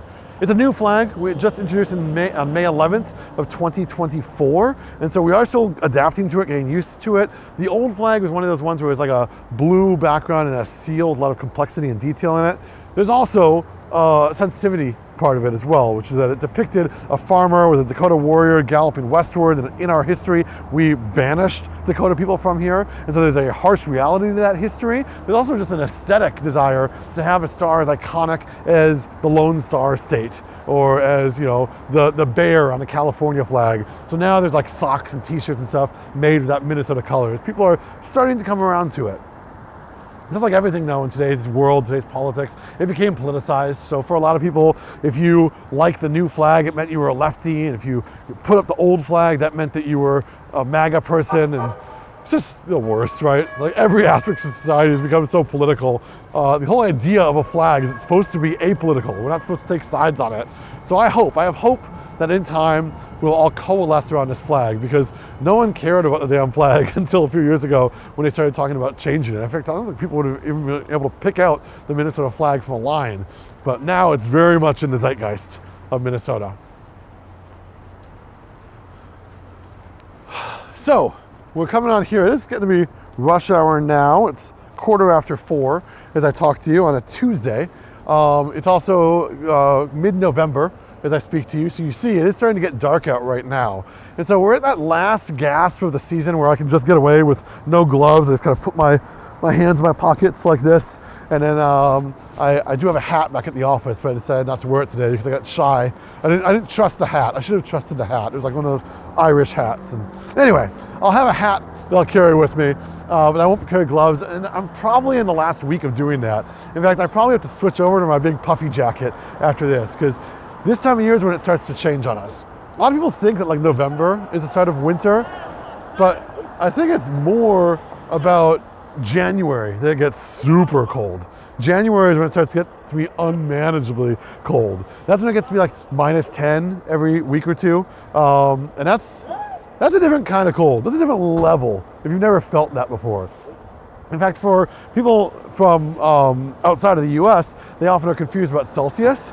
And so to bring us on the same page, Celsius and Fahrenheit, they have a crossover point. They are the same temperature at -40 degrees. And once every few years, it will get to -40 degrees, where Fahrenheit and Celsius people can live together in perfect harmony in the frigid cold. I said to you before that there's no such thing as bad weather, just inappropriate clothing. But there is a point, right? Like, I think when you get to like -10, -20, my God, it is, you feel it. The snot in your nostrils just dries up immediately. Your eyes start to freeze. So when you close your eyelids, they kind of freeze shut as well. But here's the thing. Yes, it's cold, but I've never been colder than Melbourne, Australia when I lived over there. Because Melbourne is a place that doesn't admit that it is cold. What do we do in our cold weather city? We build 9.5 miles of continuous skyways, the greatest skyway network in the world. We invent the shopping mall right here in the Twin Cities. We have these beautiful things called furnaces that are gas, and they blow hot air through all of our houses. Insulation is incredible over here. So much to do with making this place just more, I guess, palatable in its cold weather. And so yeah, it gets cold, but all of our cars also have starters, and we all start the cars a few minutes early, get them nice and toasty before we're getting in.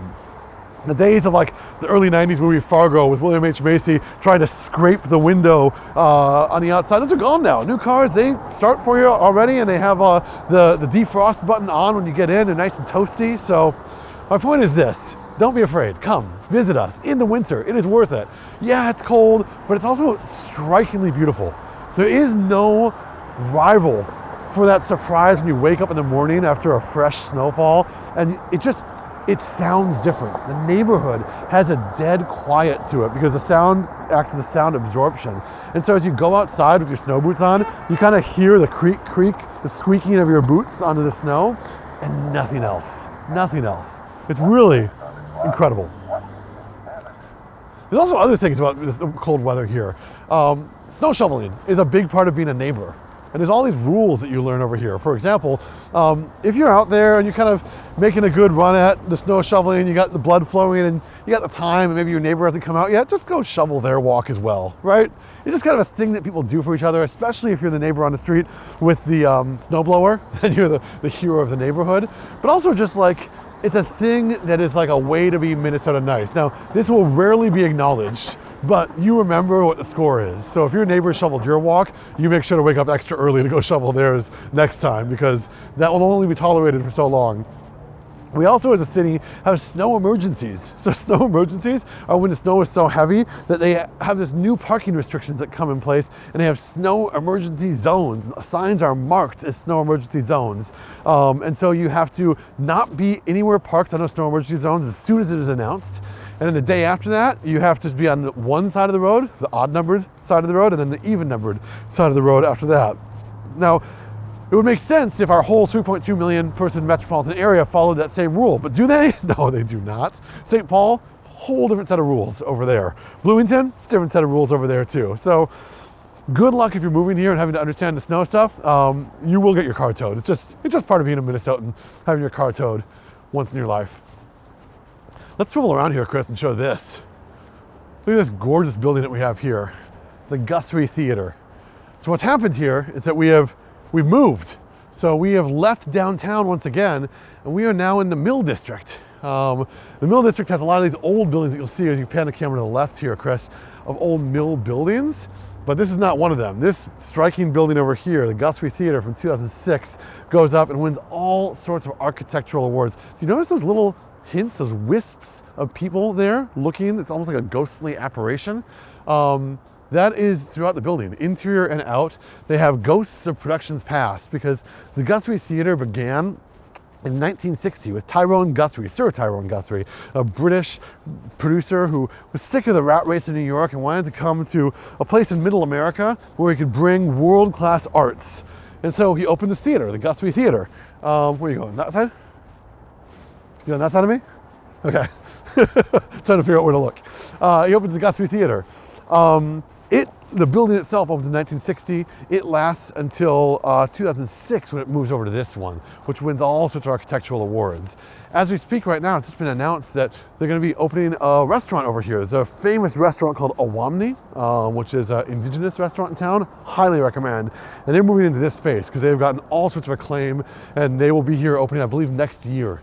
The celebrity chef Sean Sherman, an indigenous chef in here, will be opening that up. Now, just like the Skyways before, I'm not sure, our mileage may vary with if we're going to be able to get up here or not, but let's give it a go, shall we? We're going to try to go into the elevators. They want this to be like a third space. They want to make this into a place that like people can come hang out in. So if we can't get in, then you'll just have to come back on your own, but let's give it a try.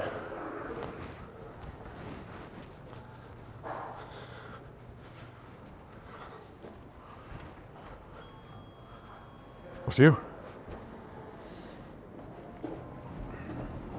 We're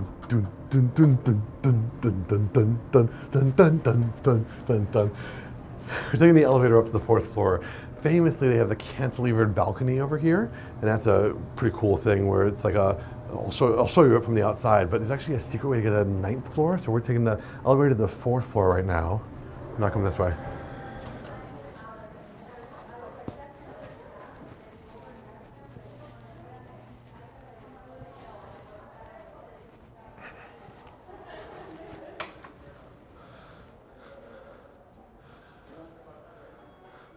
This is the key, is you come up to the 4th floor, you cross over to this elevator, then go to the 9th floor. One elevator will not take you the entire way.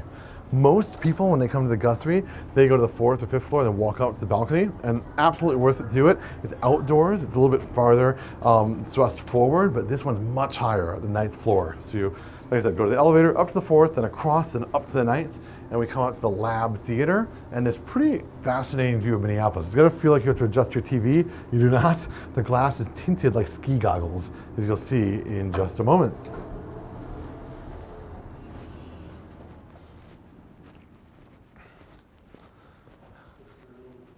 Is it green on there? It's got that white balance. Fix that white balance, huh? Watch you stop here. So yeah, this view is like pretty phenomenal from out here. You can see Pillsbury's Best Flower sign just across the river from me right now. The Stone Arch Bridge, which is where I'm going to bring you to next after this. The beautiful park that they built here where there used to be train tracks that all came through. So remember, this is all those train tracks that came through.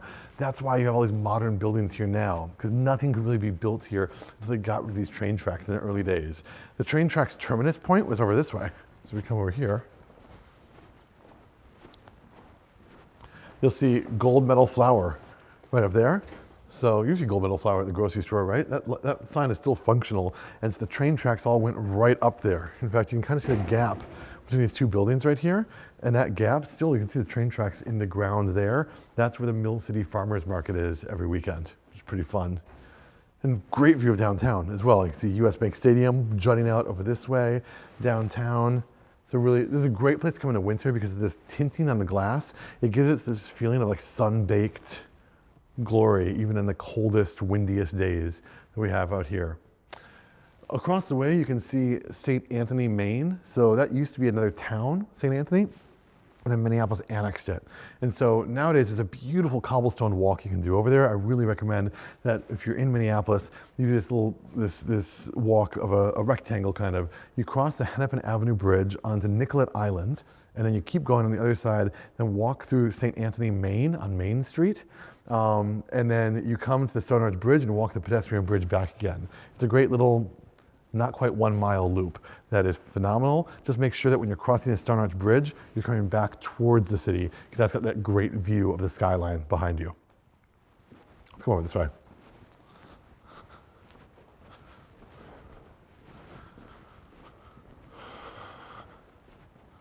So here's some of the shows for the Guthrie Theater. Famously, they have an annual show they put on of A Christmas Carol.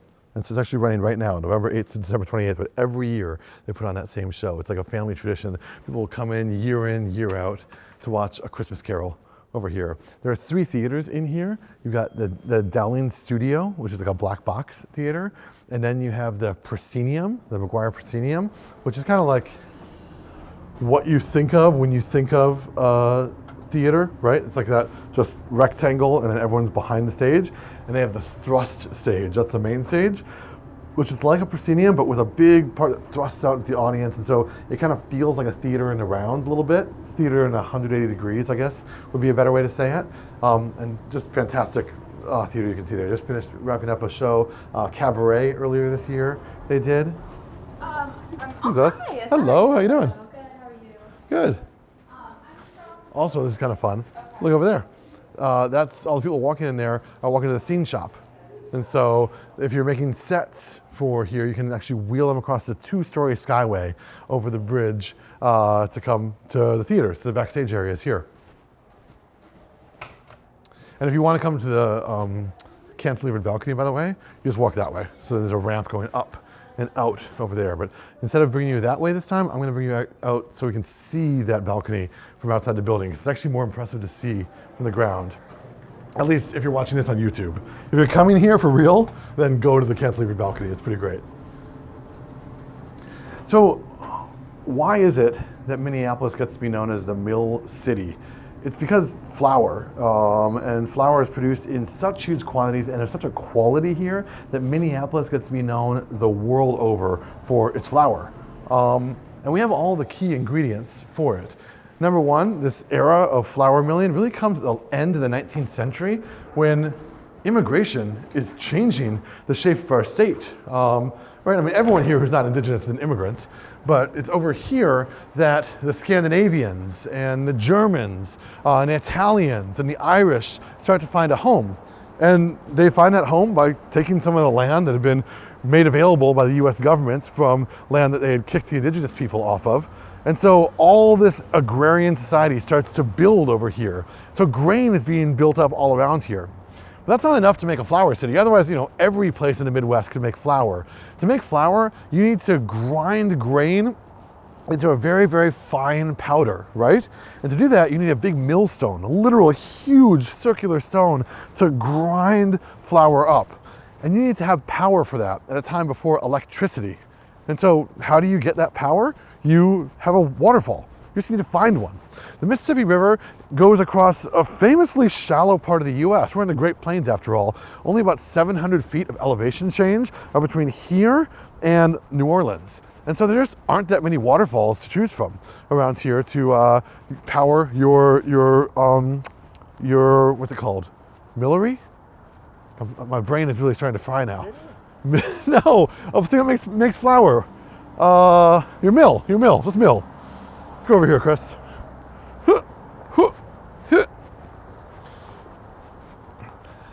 And so if you look at the water over there, it's pretty tumultuous. And that is so tumultuous because there's a big waterfall up there.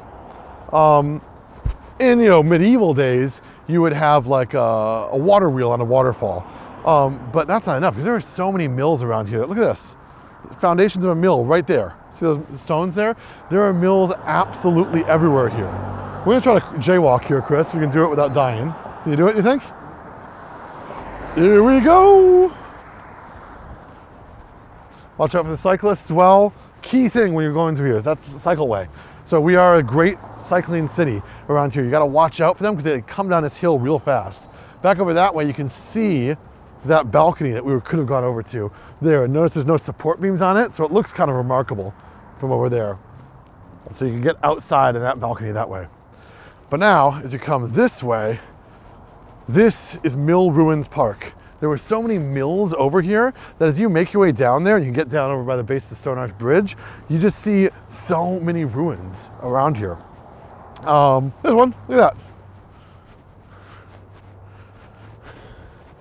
Not all of them are even cataloged, right? But like this stone did not appear here naturally.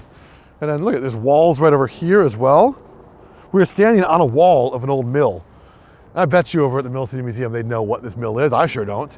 I see all sorts of mill ruins down here. It's kind of incredible, right? And all this because of that waterfall. But the medieval way to make it is you put that water wheel on a waterfall, and there's just too many mills for that to work. And so what they started doing is putting tunnels to pull the water from the upper part of the waterfalls into these buildings. And then once the water got into buildings, they would drop down a chute, and that chute would power a turbine. That turbine would power the millstone, and that's how they made flour. On top of that, you had all that transportation, right? Because we're right in the middle of the country, but we have the Great Lakes just north of us to get to Europe. You have the train lines to the east and west coast, the Mississippi to get down to New Orleans. So you have all three elements, right? You have the unique strategic advantage, the waterfall. You have all of the agricultural equipment, and then on top of that, you have transportation. That's what makes this such a big spot for milling. That's what brings so many immigrants over here. And that's also what brings disaster to this area. Look at this building. See how it looks like it's been blown up? It's because it has. It's actually the second iteration of the Washburn A mill. The first version blew up in 1879 in the worst industrial disaster in US history at that point. 14 men lost their lives in that building. And why? Because when you make flour, you get lots of particulate matter in the air. And that particulate matter can burst with just the smallest spark. The building was flattened instantly. The explosion could be heard all the way over in St. Paul. And it changed the milling industry forever. Suddenly they realized they need to be more careful about air filtration. And so inside that building, when they rebuild it, they put air filtration devices in there. Over time, as milling leaves Minneapolis, this becomes a place for vagrancy. This is a place to go sleep, find four walls around you, and maybe start a fire in a barrel. And in the early 1990s, one of those fires went out of control, and the remains of the building you see right now are a result of that fire during the building's dilapidated years, when it was kind of only used by people who were coming to this part of town. This is not a part of town you would walk through, even just 30 years ago. And so the city had a decision to make. What are they going to do with this building? They decided to turn it into a museum. It's a museum that you should go to. It's called the Mill City Museum. It's run by the Minnesota Historical Society, and it is fantastic. Definitely put it on your list to go to. They have what I call the historical tower of terror over there. It's a freight elevator where you get on, the doors open like this, and you go onto the first floor, and it goes to like the 5th floor, and the 3rd floor, and the 7th floor, and 2nd floor, and each one there's a little historical vignette, like animatronic history. And then at the end, they bring you to the top floor, and then way up there, you can see a glass elevator and a balcony. You get the best view that you can get of St. Anthony Falls, also known as Awamni, of the Pillsbury building, and everything you see over on that side of us. Before I turn our attention over there though, I just want to turn your attention to all this architecture that you see here. So like all these buildings here, all of them are from the Mill District, from the Mill City, from making flour. They're all in some service of making flour here. And nowadays, they're a place to get some very nice condos. Because they're historic, you know, you can't really have huge penthouses and lofts in here as much. That's not as economically useful. So instead, it's a lot of like 1 and 2 bedroom places. I kind of call it a neighborhood for the very old and the very young around here, because it's for people with disposable income, right? If you're 26 years old, just got your MBA, you're making a lot of disposable income, you're not married yet, you got no kids, this would be a good place to buy. And likewise, if you're downsizing at retirement age, this is another good place to come to. Now imagine it though, you get to make your cup of coffee, come out here, and then look at the waterfall on the Mississippi River. Like, what could possibly be better? We should mention the Stone Arch Bridge, which we're about to go over right now, but this is the last view that you're going to get of it, because once you're on it, you can't really see the bridge. It's made by James J. Hill. James J. Hill is one of the richest men in America.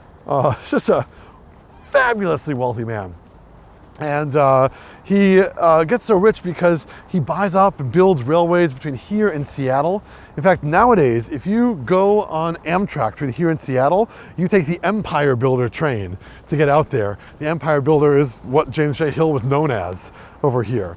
He was so well known, he was like the Jeff Bezos of his day, or Elon Musk of his day, that the president running for re-election, Teddy Roosevelt, made it a signature of his campaign that he would take down the monopolists like James J. Hill. And yet, James J. Hill, for as rich as he was not from old money.